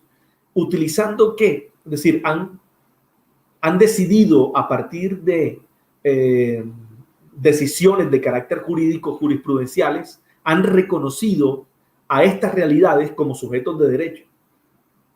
¿Haciendo qué? Tomando de las agendas globales de desarrollo, de las cumbres, conferencias, convenciones que se han venido organizando en el seno de ONU para hablar sobre el desarrollo, desde Estocolmo, pasando por Río, Johannesburgo, Río +20, etcétera, etcétera, el Milenio, Nueva York, etcétera, etcétera. Son referentes que ya los jueces en un país como Colombia han tenido en cuenta para tomar sus decisiones. Esto ha pasado en el ámbito ambiental. Por ejemplo, cuando la Corte Suprema de Justicia reconoce derechos al río Amazonas, al río Atrato, etcétera, etcétera, distintas cortes. ¿Saben qué utilizan? Utilizan conceptos como la equidad intergeneracional. Utilizan conceptos como los derechos de las generaciones futuras. Utilizan conceptos como el principio de precaución. Cosas supremamente interesantes que se han acuñado principalmente a partir de los esfuerzos globales e internacionales en torno a toda esta visión del desarrollo. El derecho a la ciudad está ya en la agenda global urbana, pero todavía no se ha decantado o todavía no ha bajado al nivel en el que tiene que bajar para ser efectivamente incorporado de manera concreta en los instrumentos de política pública y normativos. Y hay que hacer un esfuerzo de activismo judicial también en este sentido para que, digamos, si a nivel de política pública no se acogen los conceptos, moverlo para amparar, porque estamos hablando de un derecho. En Colombia no es un derecho explícitamente reconocido, constitucional o legalmente. No es un argumento aún en los estrados judiciales. No es un postulado o un principio reconocido para la planeación y la gestión de nuestras ciudades. No está en las normas, no está tampoco en los lineamientos y las directrices que se expiden para hacer todos los procesos de planeación y gestión del desarrollo urbano en Colombia. Pero la realidad es la de un país que efectivamente con los matices anotados se urbaniza cada vez más, se establecen dinámicas de población en los entornos urbanos y son dinámicas más de las veces negativas. Si entendemos al derecho a la ciudad como la madre de los derechos en un planeta, si lo entendemos de forma global, en un planeta superpoblado, de acuerdo con su capacidad ecológica, y además urbanizado, el derecho a la ciudad se entiende como la madre de los derechos, porque de la ciudad que tengamos, donde se asienta principalmente la población mundial, va a depender el disfrute de los demás derechos. Cuando un habitante del campo se desplaza a la ciudad en nuestros países en vías de desarrollo y lo que hace es ubicarse en un asentamiento precario en los cinturones de miseria de nuestras ciudades, viviendo en muy malas condiciones, la ciudad no le entregó a ese habitante que llega a su suelo, a su término municipal, distrital, como le queramos llamar, a su suelo de expansión urbana, rural o urbano, como le queramos llamar, no le entregó oportunidades para que ese ser humano pueda prosperar. La ciudad niega el derecho a usarla, a disfrutarla, a tener oportunidades, a ser inclusiva. Y esa negación al derecho a la ciudad implica la negación de los demás derechos. A la vivienda digna, a los servicios públicos, a la circulación, a la locomoción, a la reunión incluso, si no tengo ni siquiera un espacio en el cual encontrarme con el vecino, a la seguridad, ubicándose en riesgos no mitigables. No hay ciudad resiliente, no hay ciudad segura, no hay ciudad, digamos, que minimice la vulnerabilidad ante las amenazas. Así que frente al derecho a la ciudad nos queda un camino muy largo por recorrer en Colombia. Y a las personas que estamos en estos temas, sin duda, comenzar a moverlo para que se incorpore explícitamente a nivel de política pública y comenzar a utilizarlo como un argumento para efectivamente el reconocimiento pleno de derechos a los habitantes urbanos en nuestros países y en Colombia principalmente. En el tema del sistema de ciudades ya me refería antes a que tenemos un documento COMPES y ese documento COMPES básicamente dice que se establece el sistema de ciudades como motor del crecimiento del país para promover la competitividad, mejorar la calidad de vida de los colombianos, la sostenibilidad ambiental en un contexto de equidad y visión del posconflicto. Ese documento COMPES reconoce las ciudades funcionales, uninodales. Hay un sistema que ustedes pueden leer allí, efectivamente, a partir de un principio que utilizaron en el estudio, que me parece que es una de las cosas que se puede corregir, que se debe corregir además, porque además el criterio cuantitativo fue bastante aleatorio. Utilizaron un criterio que fue el criterio de conmutación laboral y establecieron el sistema de ciudades a partir de las conmutaciones laborales. Básicamente, ¿qué significa esto? Una ciudad como receptora de población laboral, que se mueve de un sitio a otro y llega a un sitio laboral. Bajo ese principio de conmutación laboral, obviamente la principal ciudad en el sistema de ciudades es Bogotá, la ciudad capital, con la cual conmutan laboralmente muchísimos municipios, casi creo que son 40 o más de 40. Curiosamente, la segunda ciudad con mayor conmutación es Barranquilla, donde estamos nosotros, que conmuta no solamente con municipios del mismo departamento donde se encuentra en el departamento del Atlántico, sino que conmuta con municipios que están en otros departamentos. Quiere decir que Barranquilla es una gran atractora de población laboral y por eso se entiende como una ciudad funcional en ese criterio. Pero a mí me parece que ese documento COMPES tiene que tener ya pronto una segunda versión y seguramente seguirá avanzando para que los criterios sean unos criterios mucho más enfocados en lo que queremos en relación con el desarrollo urbano territorial.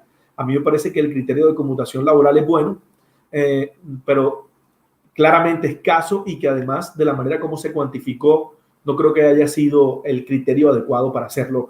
En todo caso, podemos ver el vaso medio lleno en el sentido de que este documento COMPES estructura la política para el fortalecimiento del sistema de ciudades con base en unos ejes estructurantes. El de la sostenibilidad y el crecimiento verde, la conectividad física y digital, la productividad, la calidad de vida y equidad, la financiación adecuada y eficiente y la gobernanza y la coordinación.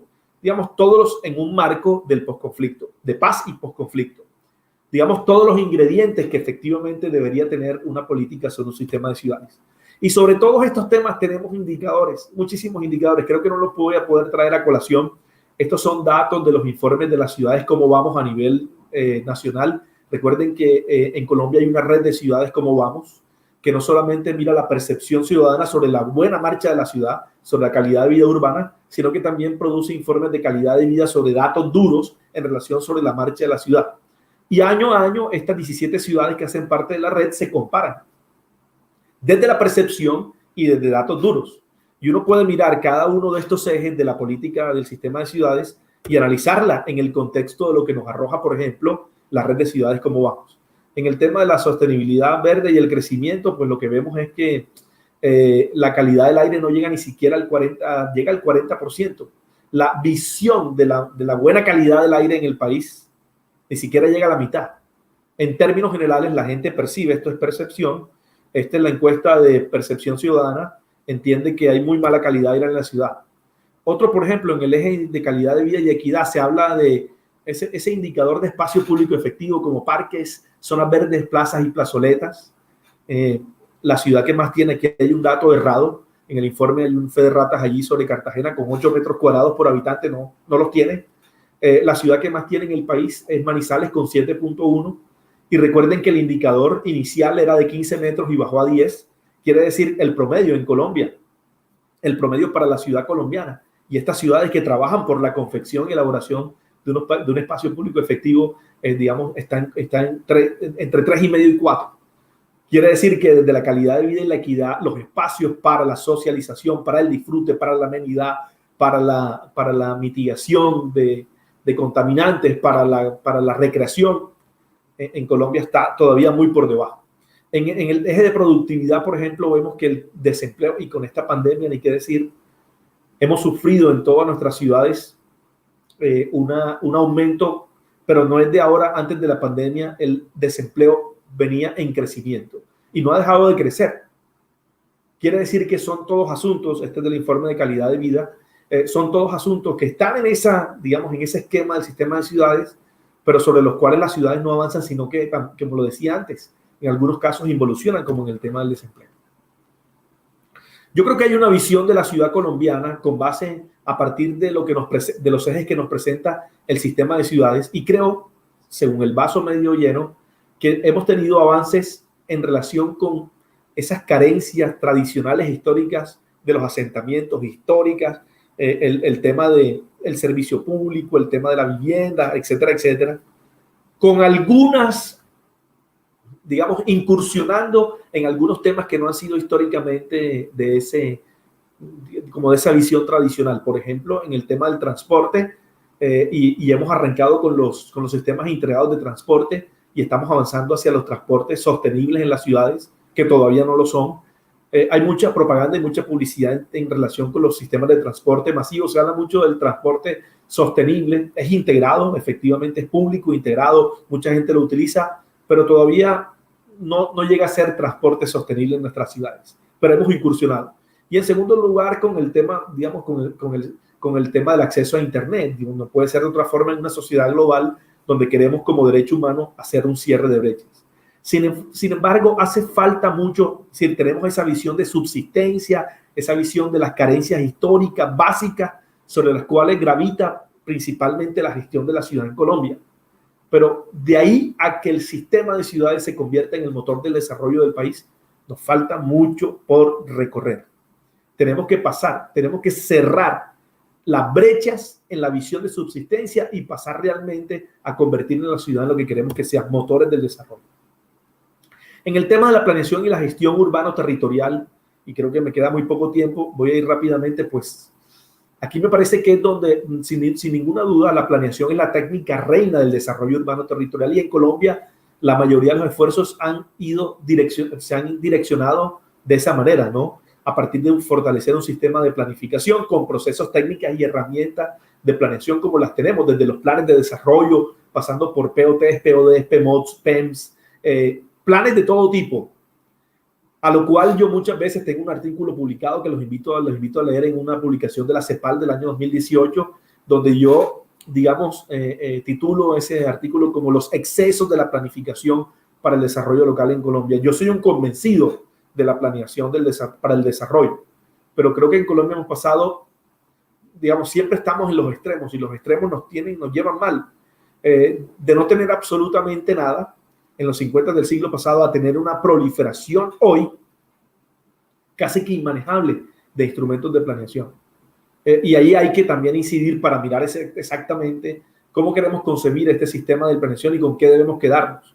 Pero En primer lugar, para mí, el sistema de planeación para el desarrollo en Colombia no toma en cuenta la realidad de la Colombia distinta, de la Colombia diferenciada en el territorio, de la Colombia con particularidades que hay que reconocer, sino que simplemente es un sistema que aplica para todos. Lo que ya les digo, la política pública y la norma surge de Bogotá pensando que todo se parece a Bogotá.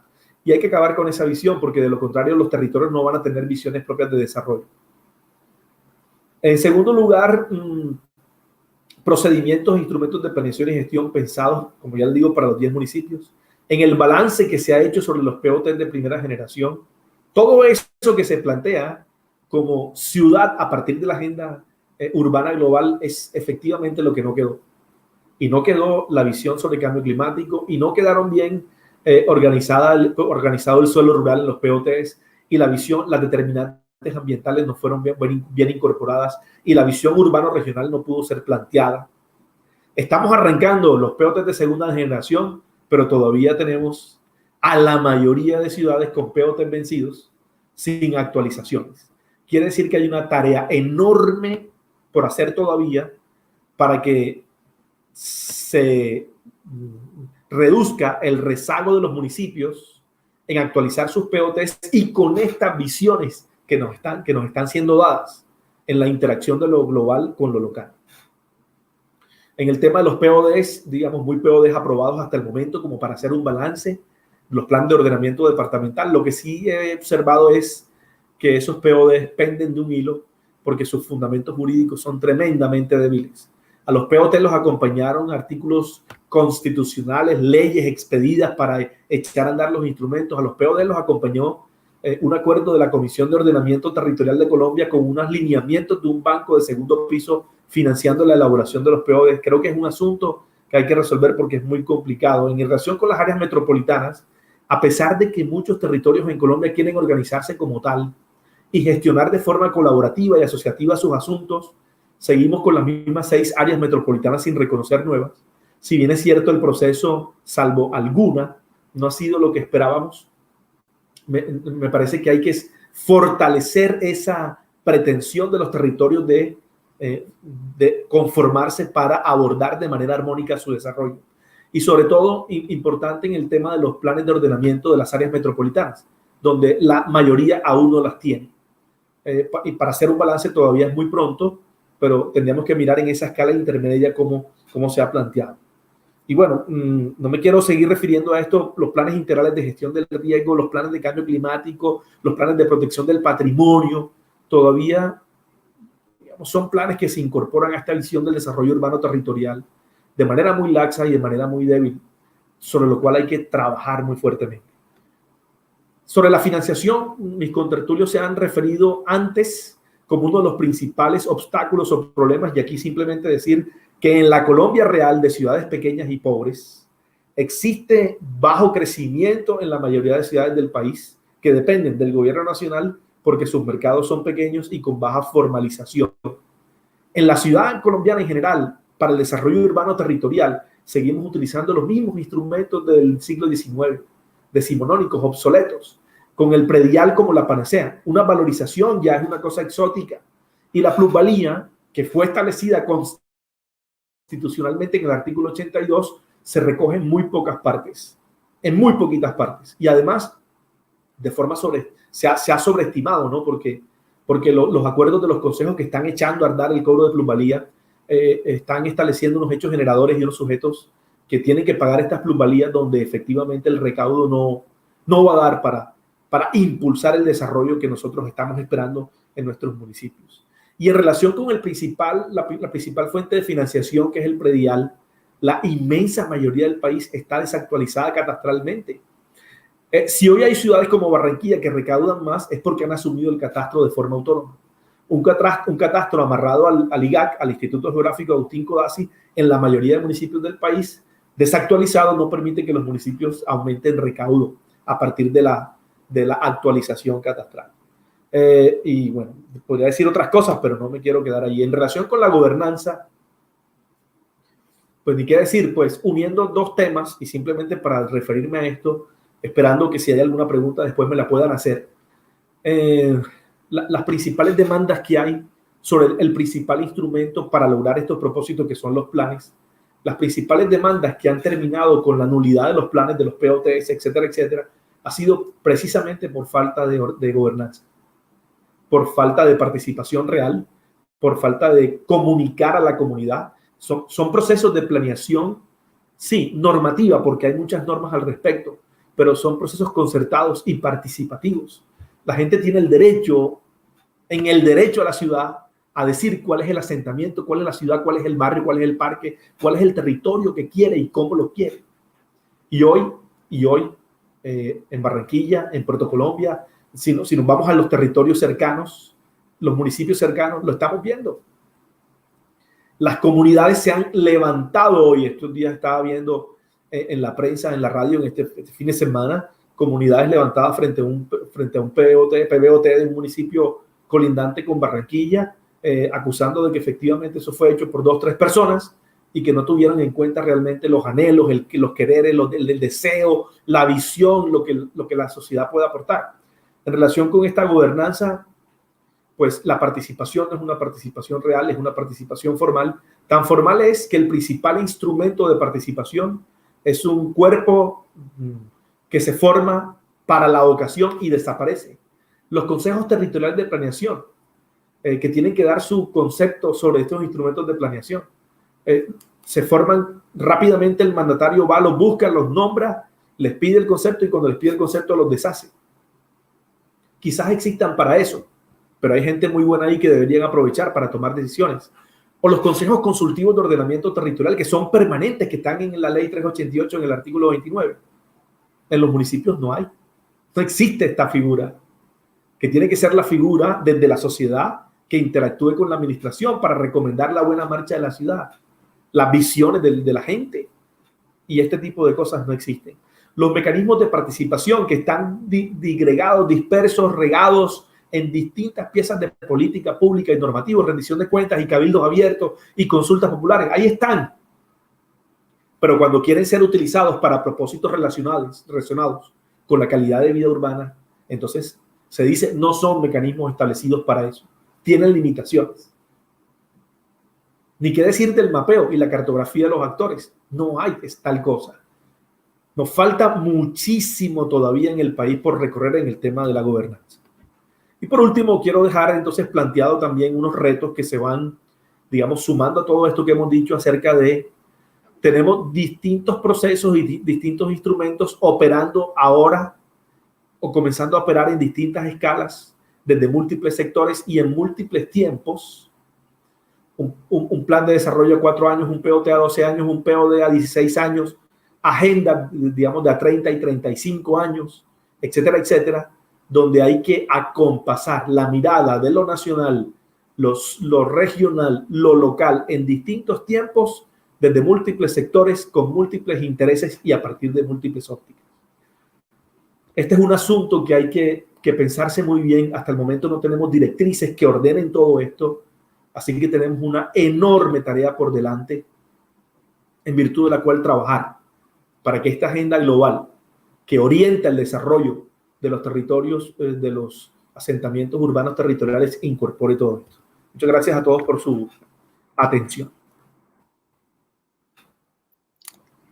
Muchas gracias, doctor Carlos Javier, por esta interesante intervención que creo deja bien claros algunos puntos. Como usted bien decía, ese vaso medio lleno para la realidad colombiana y seguramente algunos retos por los que todavía nos hace falta recorrer un largo camino. Para ello, y tenemos un par de preguntas del público, pero creo que vamos a darle la palabra al doctor Ángel Tuirán.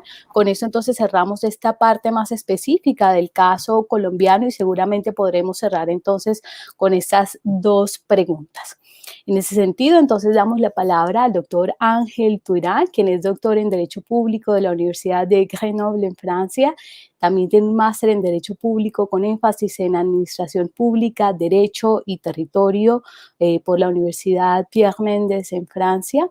Es profesor del Departamento de Ciencia Política y Relaciones Internacionales de la Universidad del Norte y además es el director académico del Instituto de Desarrollo Político e Institucional del Caribe, IDEPI, de nuestra institución. Doctor Ángel, la palabra es suya. Muchas gracias, Jolie, muchas gracias por tu moderación, muchas gracias también por haber vienes haciendo una conexión muy interesante entre cada una de las intervenciones. Saludar a quienes están conectados todavía en este evento, e igualmente a quienes me han antecedido, a Tocayo Ángel, saludar también a Elkin, creo que tuvo que retirarse, y a Carlos Javier. Saludo especial. Yo voy a ser muy breve, creo que ya se ha expuesto en mucho detalle todo lo relacionado con esto. Yo quisiera volver sobre quizás algún asunto de los que conversaba, sobre todo la última intervención, porque la idea es tratar estos temas relacionados con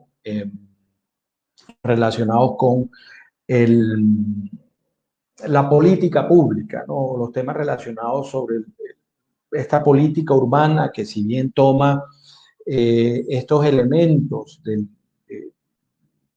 digamos, explícitamente identificados en los objetivos de desarrollo sostenible, principalmente para lo que tiene que ver con la política urbana, ya lo han dicho también, cada país, dependiendo de sus particularidades, por supuesto, hará los ajustes que considera o que cree pertinente en este caso. Colombia, también se dijo hace un momento, viene adelantando lo que se conoce como una política urbana territorial, si bien podríamos estar de acuerdo o no si esto es una política urbana, digamos que a través de estos ya conocidos y digamos mencionados documentos COMPES se viene trazando una línea o se viene trazando en relación con este ODS del que estamos conversando hoy, se viene trazando una directriz o una perspectiva de hacia dónde va esto que se conoce como política urbana en el marco de una agenda, ¿no? Una agenda internacional, pero una agenda también nacional. Entonces, lo primero que hay que señalar desde el punto de vista de política pública es que hay un fuerte énfasis en Colombia en definir el territorio, digamos, en definir el espacio sobre el cual se va a aplicar esa política pública. Los otros documentos precedentes, cuando menciono esta política pública, hago referencia a la más reciente, lo señalaba Carlos en la intervención anterior, la que tiene que ver con el sistema de ciudades, consignada o, digamos, aprobada en el 2014, pero hay otras políticas públicas precedentes o documentos, lineamientos de política pública precedente que también tienen esta mirada territorial, ¿no? Y este territorio en general se ha definido sobre el cual se implementaría esta política pública como ese espacio construido a través de interrelaciones que tienen en cuenta factores ambientales, de los organismos vivos e inertes, de los actores sociales con intereses comunes o no, y las dinámicas también económicas e institucionales que lo van construyendo en el marco de un proceso histórico. Este territorio, entonces, se señala como una construcción colectiva, social, histórica y cultural, y se materializa en parte en la medida que existen grupos sociales que lo construyen, dotándolo no solo de realizaciones materiales, sino de significados y contenidos.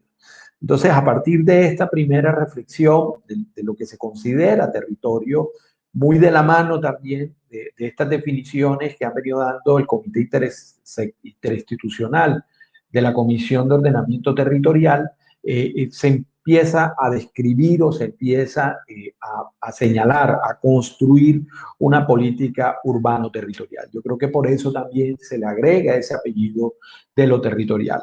Y hace un fuerte énfasis cuando revisamos estos lineamientos de política pública desde lo urbano, sin desconocer, creo yo también haré mención a lo rural, a la funcionalidad de los territorios. Y estos espacios, desde el punto de vista funcional, que contienen o son espacios que contienen desde lo funcional una alta frecuencia de interacción, pero una interacción económica y social de los habitantes, valga la redundancia, de estos territorios, sus organizaciones y también las empresas, digamos, por relación con lo económico. Formalmente, un territorio funcional es un conjunto geográficamente continuo de unidades territoriales dentro del cual un porcentaje importante de los habitantes se desplaza regularmente para trabajar. Por ahí también viene entonces esta explicación inicial que, insisto, se mencionaba anteriormente, que cuando se definieron en lo urbano este sistema de ciudades, el principal énfasis se hace en lo que se conoce como conmutación laboral, a lo cual voy a volver brevemente para señalarlo y señalar unos elementos sobre los cuales gira hoy la política pública urbana en Colombia.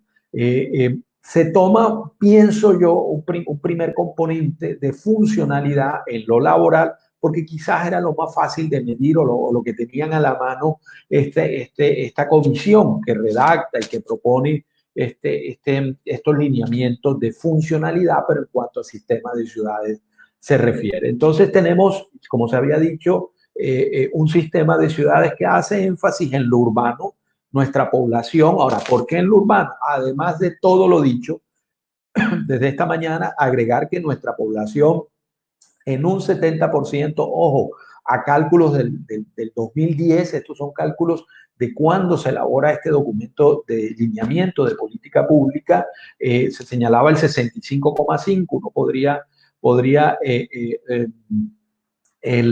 digamos, podría ir un poco más allá y hablar del 70, ¿no? Que se concentra, de la población colombiana, está concentrada en las zonas urbanas.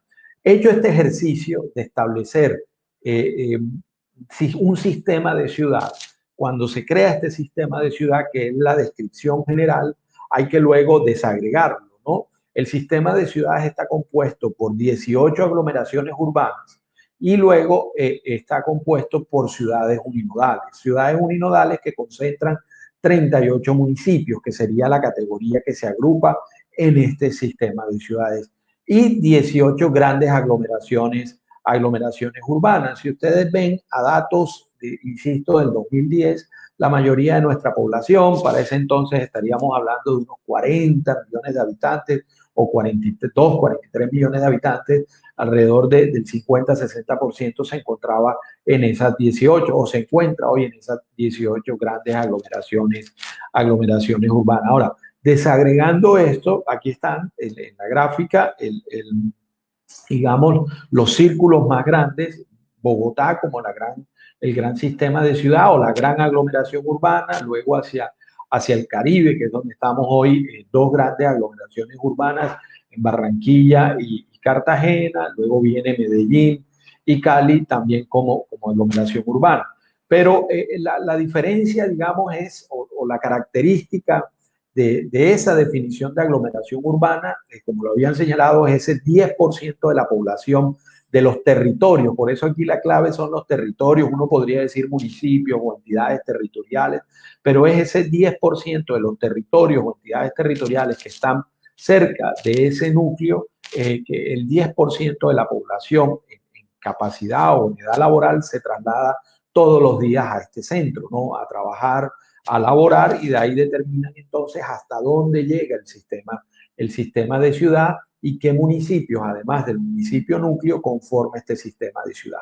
Esta es una reflexión interesante inicialmente para definir el urbano, porque rompe o digamos empieza a introducir una reflexión, además de los grandes problemas que tienen ya nuestras urbes en Colombia, y es la necesidad de pensarnos más allá de las limitaciones físico o político-administrativas que tiene la unidad municipal. Si bien se ha hecho énfasis en lo jurídico, si bien se ha hecho énfasis en lo normativo, yo creo que esto también nos invita a la reflexión que la política pública en general no es una ley. La política pública se sirve del elemento normativo, y esto lo pienso porque el apego a muchos de nuestros gobernantes y muchos de nuestros administradores locales a los marcos normativos que evidentemente tienen que cumplir, pero en lo político administrativo se encuentran con unas limitaciones del orden legal, pero en lo fáctico, en la implementación de política pública, en la construcción de política pública, el margen de acción o de interacción en cuanto, si se quiere, a lo urbano se refiere, supera estos límites político-administrativos establecidos jurídica o normativamente. Luego vienen, después de las aglomeraciones urbanas, estas, digamos, unidades o ciudades uninodales de 100.000 habitantes, mayores de 100.000 habitantes, al igual que las aglomeraciones, pero el criterio de aglomeración tiene que ver principalmente con la conmutación laboral. El criterio de ciudad uninodal, el primero tiene que ver con ciudades que tienen más de 100.000 habitantes, quizás no tienen este 10% de conmutación laboral, pero sí tienen el número de habitantes. Se identificaron en esa propuesta de lineamiento de política pública 16 ciudades uninodales que concentran ya una población para ese entonces de casi 4 millones de habitantes, o el 11.3% de la población urbana de Colombia. Y ciudades también uninodales, capitales de departamento, teniendo en cuenta la importancia de estas 8 ciudades departamentales que están sobre todo en el sur, en el sureste colombiano, ¿no?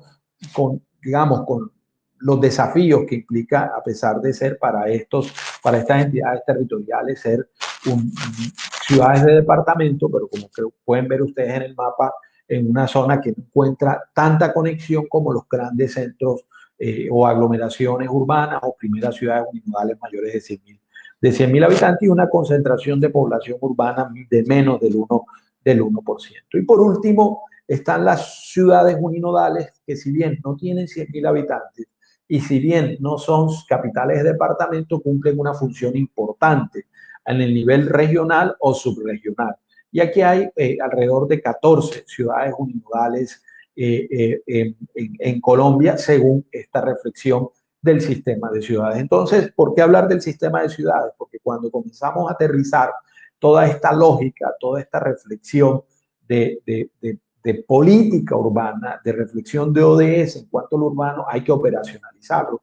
Una primera manera de operacionalizarlo en Colombia, recientemente, estamos hablando de 6 años, casi 7 años hacia atrás, es, bueno, y lo urbano, ¿qué significa? ¿Hasta dónde llega la política pública urbana y cómo interactúa esa gran unidad urbana con los territorios que encuentra a su alrededor? En resumen, una vez más, 118 aglomeraciones urbanas y unas ciudades uninodales que podrán ser bien ciudades uninodales de más de 100.000 habitantes, capitales de departamento o aquellas ciudades que tienen una importancia subregional o regional. Y este es el mapa en cuanto a la organización o ese pensamiento de sistema de ciudades en cuanto a lo urbano se refiere en Colombia. Ahora, esa perspectiva o esa perspectiva de sistema de ciudades también nos da una visión de eje, ¿no? Esa visión de eje que nos lleva a pensar hacia dónde va la interacción y hacia dónde se va complejizando lo urbano. Esas necesidades o digamos, esos desafíos que tiene hoy la política pública urbana, yo creo que implica en cuanto a equipamientos, en cuanto a planeación, superar, insisto una vez más, estos marcos político-administrativos y hablar no solo del sistema de ciudades, sino también en un escenario mucho más amplio que es el del eje. Si vemos en el Caribe, fíjense cómo hay un eje entre 2 aglomeraciones y una ciudad uninodal, estoy hablando de Barranquilla, Cartagena y Santa Marta, e igualmente en otros puntos del territorio nacional. Ahora, insistiendo en el punto de vista de política pública, recientemente en Colombia hay un documento que llevaba tiempo en elaboración, un documento, todavía no es un documento COMPES, creo que aspira a tener esas características de documento COMPES, pero es una propuesta que se da por parte del fondo o el centro RIMSI, que tiene financiación de la cooperación europea, financiado por la Agencia de Cooperación Alemana y por la Unión Europea, y en el cual participa también el Departamento Nacional de Planeación, insiste o vuelve sobre la funcionalidad territorial para establecer ese marco de acción o ese marco de implementación de política pública urbana, pero al mismo tiempo lo que me parece interesante es que rompe también o desplaza la frontera hacia lo urbano.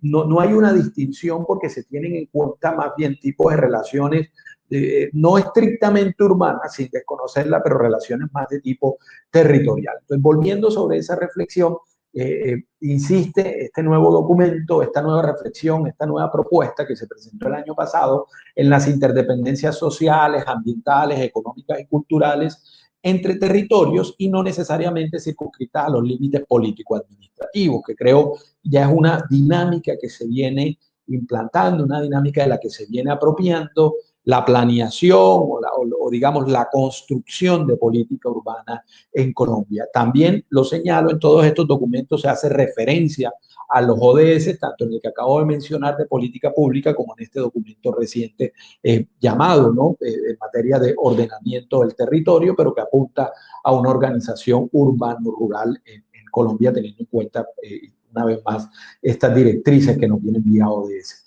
La identificación y aprovechamiento de esta interdependencia pueden ser un punto de partida para idear o establecer políticas de desarrollo territorial que favorezcan, uno, la integridad territorial y segundo, permitan un mayor aprovechamiento de esas potencialidades del territorio. A escala o a una escala utilizable, en ese sentido, el desafío o la propuesta reciente es cómo establecer funcionalidad e interdependencias que nos permitan definir esas áreas, que nos permitan definir esos territorios de implementación o de construcción de política pública. Y se utiliza o se trae un término que también ha sido utilizado más allá de la escala. Aquí se puede abrir otra discusión en cuanto al término, pero el término, el que estoy hablando es el término región, y lo hablamos más en cuanto a estructura funcional, o digamos a una propuesta de un concepto funcional que nos permita la implementación y previamente la estructuración o formulación de una política pública urbana. Entonces, ese término de región como concepto es útil, sí y solo si las unidades geográficas que la componen hacen parte o conforman una red de unidades geográficas, a través de las cuales hay una serie de interacciones. Esas interacciones han sido definidas, digamos, de forma reciente para el análisis espacial, pero incluyendo unos elementos, el elemento económico, el elemento político y el elemento social. Y de ahí o a partir del interrogante de cuáles son los tipos de relaciones funcionales que pueden hoy reconocerse entre territorios o municipios o entidades territoriales del nivel municipal en Colombia y cuáles tienen relevancia para la planeación y el desarrollo en clave regional o subregional, que es el término que está, digamos, recientemente acuñado o utilizado. A partir de ahí se propone el término de subregiones funcionales, y estas subregiones funcionales están definidas con base a unos criterios que se llaman de interdependencia. Los criterios uno podría contrastarlos o llevarlos a, digamos, esta explicación o este detalle que nos dan los ODS o que nos dan los ODS número 11, pero son interdependencias que se fijan en lo ambiental, en lo poblacional, en lo económico y en la prestación de servicio público. En lo ambiental, el indicador es la presencia de parques y áreas protegidas compartidas, presencia de zonas hidrográficas compartidas, presencia de ecosistemas estratégicos compartidos. Es decir, en últimas es establecer estas zonas o estos ecosistemas o estos elementos ambientales que son compartidos por varios territorios, y a partir de ahí fijar criterios de interacción entre territorios para la política pública urbano-rural, porque también incluye el territorio del orden rural. Entonces, esto responde también al interrogante de la primera reflexión que se hacía de un primer sistema de ciudades como política pública urbana que básicamente tenía un solo criterio, era el criterio de conmutación laboral. Esto para mostrar cómo hacia adelante el gobierno, los tomadores de decisión o los expertos en política pública urbano-territorial vienen incluyendo una serie de elementos que no solo complejizan la definición e implementación de este ODS a través de una política pública, sino y sobre todo lo enriquecen este proceso de política pública. En cuanto a lo poblacional, un término, un indicador de interdependencia que ya conocíamos, el viaje diario de trabajo, el de conmutación laboral y el de manchas urbanas compartidas a través de procesos de conurbación.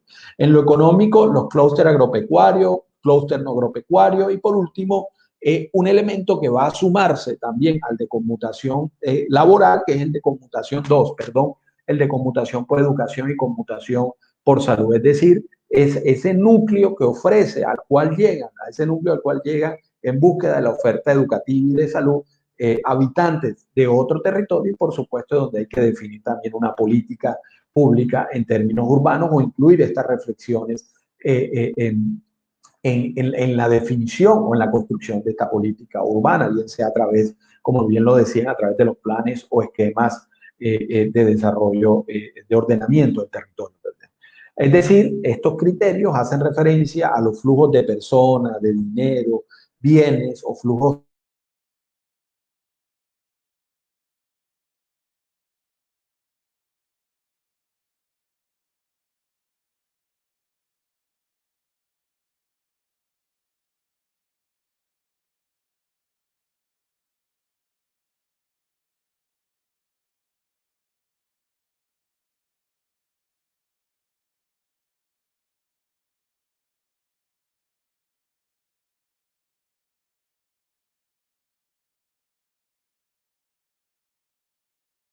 Que parece que estamos teniendo algunos problemillas técnicos con respecto a conectividad y demás, pero mientras que el doctor Ángel vuelve a acompañarnos, que seguramente será en pocos minutos, yo creo que podemos intentar resolver una de las inquietudes que se planteaban y ahí me confirman entonces cuando volvamos a tener al doctor Ángel de regreso y podemos darle fin también a su intervención, pero mientras tanto yo creo que podemos abordar una repito, de las preguntas que teníamos con respecto a la intervención pasada. Y era entonces, si justamente, doctor Carlos Javier, y ahí en un minutico, en el entretanto, ¿será que existe entonces, o podemos hablar de la existencia de un modelo de ciudad en Colombia? ¿Cuál sería entonces ese modelo que pudiera abordar realmente toda esta diversidad y que nos pudiera también ayudar a seguir viendo ese vaso medio lleno? ¿Qué debería tener? Bueno, voy a responder esa pregunta, pero antes quisiera compartir una cosa pequeñita, solamente lo voy a mostrar, porque efectivamente yo hice referencia a la existencia de ese instrumento de política pública para el sistema de ciudades en Colombia como un avance de lo que la política pública ha hecho en el país para consolidar ese sistema de ciudades como motor de desarrollo del país. Y tanto en mi intervención como la del profesor Ángel, que lastimosamente se desconectó, hablábamos acerca del criterio de conmutación laboral. Esto es importante porque esto está recientemente publicado. Fíjense, un estudio de conmutación para 227 ciudades del país, que lo hace el Ministerio de Vivienda, Ciudad y Territorio, pero con base en otro criterio de conmutación. O sea, en este momento el gobierno colombiano se dio cuenta de que tiene que elaborar otros criterios para complementar el que inicialmente fue concebido para que el sistema de ciudades realmente refleje la riqueza del territorio, establezca las categorías como tiene que ser. Y este es un estudio de conmutación laboral básicamente lo que hace es actualizar el diagnóstico sobre el sistema de ciudades y lo hace sobre los viajes. Es un criterio de conmutación con base en los viajes, en la movilidad, a partir de matrices origen-destino.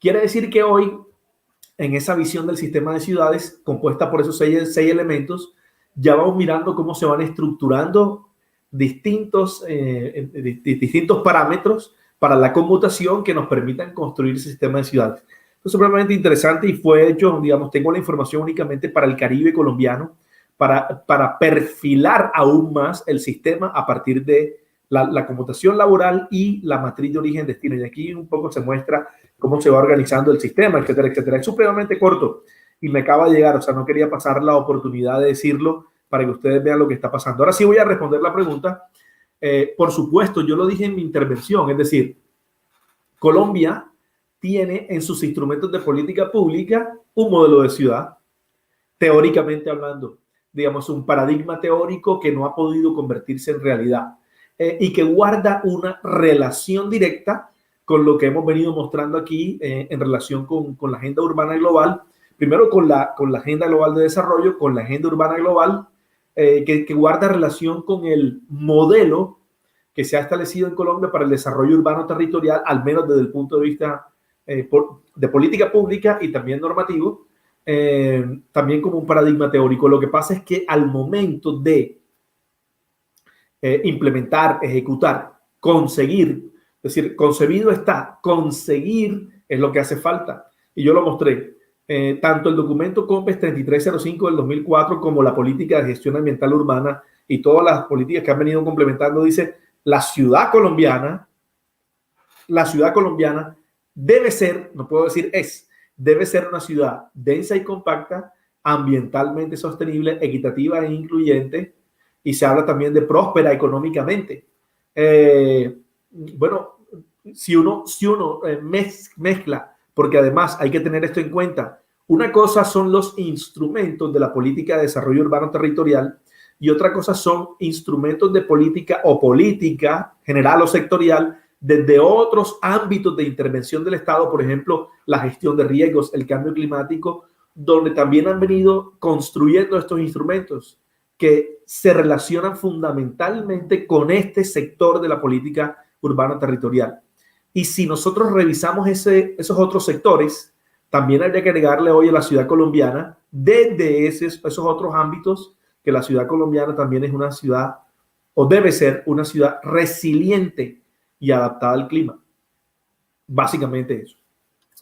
Muchas gracias, doctor Carlos Javier. Ahí estamos intentando recuperar al doctor Ángel, pero si no, yo creo que podemos también, y ya en aras de cerrar un poco la discusión, tomando en cuenta algunos puntos que usted bien acaba de mencionar, creo también que no podríamos dejar de lado lo que está pasando actualmente y cómo justamente la pandemia, y algunos panelistas lo mencionaban al principio de todo este evento, y era claro, ha puesto sobre la mesa algunas discusiones que normalmente sabemos existen y que para el caso colombiano han sido conflictos históricamente ignorados, si se quiere, o que han causado algunas disputas en nuestro país y que justamente con la pandemia se han exacerbado un poco, ¿no? Desigualdades de todo tipo, pero que naturalmente también tocan esa desigualdad urbano-regional, territorial, que deja un poco los territorios de lado y que en términos de conectividad o estas 4C que bien mencionaba al inicio el doctor Elkin,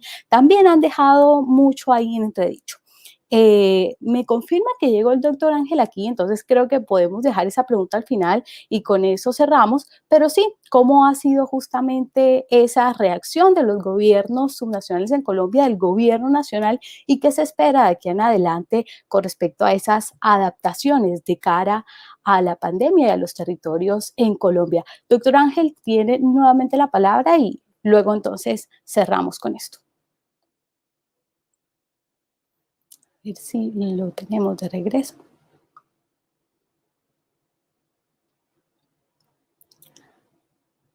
Lo vamos.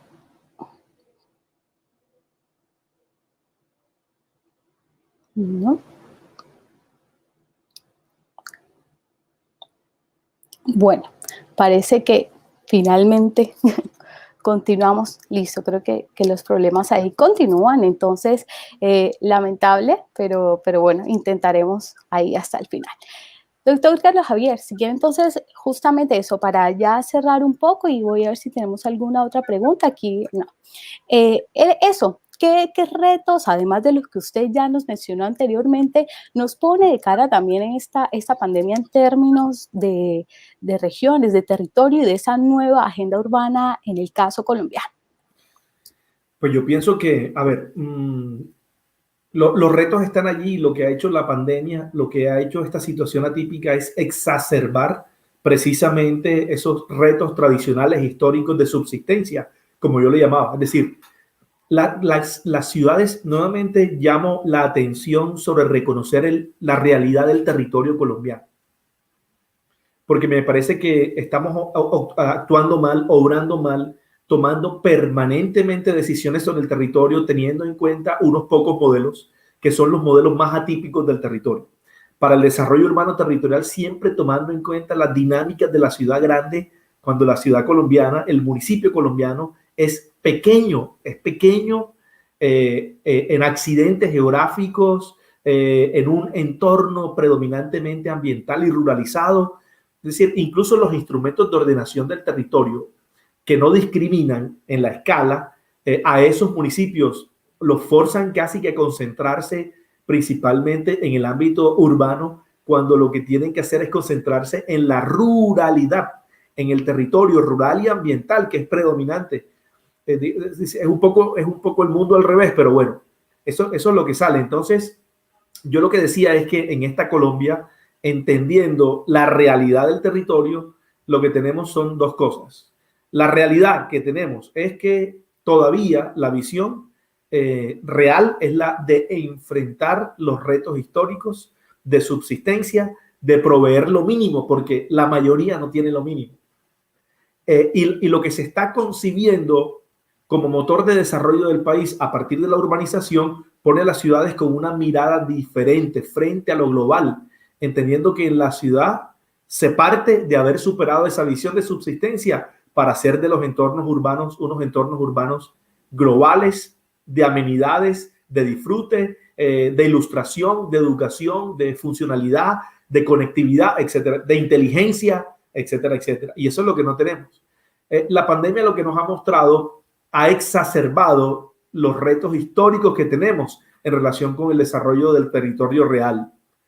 Y nos ha mostrado que estamos todavía años luz de eso que queremos, mientras no enfrentemos y resolvamos lo que ya, digamos, las demandas históricas que hemos venido arrastrando.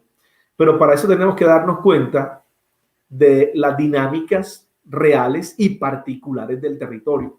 Es básicamente lo que yo reivindico permanentemente. No hacemos nada expidiendo política pública, instrumentos normativos, lineamientos, directrices, etcétera, etcétera, que encajan a medida de unas realidades que no son las realidades de la mayoría de territorios del país, porque les estamos dando dinámicas de desarrollo que no van a cuadrar, sencillamente eso. Hasta tanto nosotros no interpretemos adecuadamente las particularidades del territorio y le demos a cada uno la oportunidad y las posibilidades de plantear un desarrollo que le encuadre a medida, no vamos a hacer absolutamente nada. Y eso lo ha desnudado, digamos, de una manera mucho más cruda la pandemia, para reconocer que efectivamente nuestra realidad es la de esas carencias que no hemos podido superar. Muchísimas gracias, doctor Carlos Javier. Justamente, y para retomar ahí esa última línea que venimos conversando y darle la palabra al doctor Ángel para que nos ayude ya con ese cierre final, esas particularidades territoriales y que también nos mencionaba el doctor Ángel con toda esta caracterización, creo intentan también en esa región que nos mencionaba Ángel antes, dar un poco solución a eso, ¿no? Intentar ser también ese puente entre lo local y lo nacional, intentando entonces generar ese puente, repito, para dar solución de alguna manera a todas esas particularidades en clave de política pública. Doctor Ángel, adelante con su intervención. Muchas gracias, Yoli. Sí, es curioso que hoy estamos tratando un tema de política urbana y se fue la luz. Entonces, eso dice mucho también de los retos que tenemos todavía en Colombia en lo urbano. Voy a cerrar precisamente con esa reflexión. Yo quisiera volver sobre la presentación muy rápidamente. ¿Me confirman si se ve? Ahí creo que sí. Sí, ok. Sí, vale. Estos elementos que había mencionado, creo que lo mencionaba, escuchaba a Carlos Javier también decirlo, es decir, cómo podemos entender el territorio, cómo podemos aproximarnos a esa realidad, y además de estos datos de operacionalización, de construcción de un escenario de implementación de política pública, hay otro elemento que también se tuvo en cuenta y tiene que ver con un desplazamiento que se hace hacia la cabecera, o digamos hacia lo que ofrece mayor urbanidad o el área más urbana dentro de un municipio. Y para definir lo predominantemente urbano, para definir lo intermedio, para definir lo predominantemente rural, cercano a la ciudad o lo predominantemente rural remoto. Entonces, fíjense cómo, dependiendo del promedio de desplazamiento desde ese punto al centro urbano, a la cabecera, como se conoce municipal en Colombia, perdón, dependiendo si nos toma menos de una hora y media, una hora y digamos un poco más, o casi 2 horas, o casi 4 horas, 3,7 horas, estaremos en un escenario desde lo predominantemente rural, remoto, a lo predominantemente urbano. Y el mapa de Colombia es este. Es decir, aquí no solo hay desafíos en clave urbana, sino desafíos a propósito de la reflexión reciente en lo urbano. Ese sureste de Colombia, donde veíamos en la primera reflexión, en la reflexión inicial, unas ciudades capitales de departamento que se ubicaban dentro de la lógica de aglomeración, pero que terminaban muy distantes o con poca conexión, o donde no encontrábamos un eje de funcionalidad en cuanto a sistema de ciudades se refiere. También tiene estas características en lo que puede tomarnos desplazar como habitantes de estos territorios a la cabecera o a esa zona donde encontramos esa oferta urbana en Colombia, con lo que significa precisamente esa oferta urbana, insisto, en Colombia. Entonces, ese es el mapa, y de ahí, desde esa reflexión, se establecieron esas subregiones colombianas para la política urbana territorial en Colombia. Desde ese criterio inicial de vecindad funcional, luego esa relación funcional en términos económicos y en otros aspectos, como lo he mencionado, lo que determina una interdependencia funcional, una influencia, y se definen las subregiones.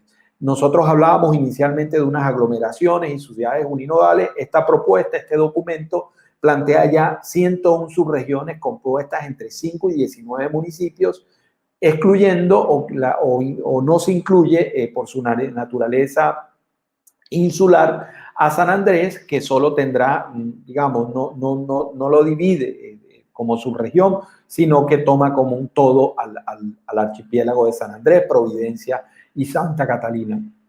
Este sería el mapa, la subregionalización inicial, según este modelo matemático con los indicadores. Fíjense, por acá está el sistema de ciudades con ajuste, y un ajuste que se realizó después de unos talleres territoriales que se realizaron. Esto tiene ese valor agregado a propósito de la gobernanza del que nos habla los ODS en la estructuración de la política pública, de cómo se contrastó el modelo matemático inicial con el sistema de ciudades que ya venía, y decanta también en unos talleres territoriales donde la población hizo el ejercicio de validar esa propuesta de subregionalización de Colombia. Insisto, también de cara a construir una política urbano-rural, diría yo, porque tiene en cuenta elementos también de nuestra ruralidad. En últimas, ya con esto cierro con estos 3 elementos. La política pública hoy apunta a la medición de unas interdependencias territoriales, municipales, porque es la unidad básica, a través de unos flujos. El inicial de conmutación laboral incluye ahora, últimamente, este documento técnico, la de conmutación por salud y conmutación por educación. Entonces, creo que vamos avanzando a propósito del vaso medio lleno. Segundo, las potencialidades en las relaciones funcionales entre municipios pueden capturarse a través de la continuidad geográfica. Sí, es el primer elemento, pero también se tienen en cuenta subzonas hidrográficas, parques nacionales, naturales, áreas protegidas y ecosistemas estratégicos. Entonces hay un elemento aquí medioambiental, insisto, también a propósito de los ODS. Y por último, a pesar de no tener información precisa en relación con interdependencias económicas, creo que este es un elemento todavía que se está afinando, se mide la continuidad económica, pero aquí se tienen en cuenta entonces, para medir esta continuidad, áreas de conurbación y presencia de clústeres económicos, agropecuarios o clústeres no agropecuarios. Hacia allá va la política pública de cara a fortalecerla, y una vez más de cara a establecer esas relaciones que se tienen como relaciones funcionales, pero que apuntan principalmente a conocer las características territoriales. Es una propuesta, un documento técnico, todavía no alcanza las características de documento COMPES o lineamiento de política pública, pero sí nos da luces a propósito de hacia dónde se está dirigiendo la política pública urbano-territorial en Colombia. Yo con eso quería cerrar y bueno, sé que ya por la hora muy seguramente me corresponde hacer este cierre y bueno, dejarles a los que necesiten esta información, estudiosos de la política urbana. Con muchísimo gusto les comparto estos elementos de reflexión de política pública urbano y yo agregaría rural en Colombia. Perfecto. Muchísimas gracias, doctor Ángel, por cerrar muy bien, creo, este espacio y a todos que también estuvieron ahí conectadas en la mañana de hoy. Este espacio bien interesante, creo que nos vamos con unas reflexiones muy importantes de cómo vamos en implementación de la nueva agenda urbana, no solamente en Europa, sino también en nuestro país, con algunos aprendizajes y también con algunos desafíos esbozados que creo nos dan bastante trabajo, pero creo también algunas luces de avances muy interesantes. Muchísimas gracias a ustedes, panelistas, y nuevamente a todos y a todas quienes estuvieron ahí acompañándonos en la mañana de hoy. Hasta pronto, ojalá.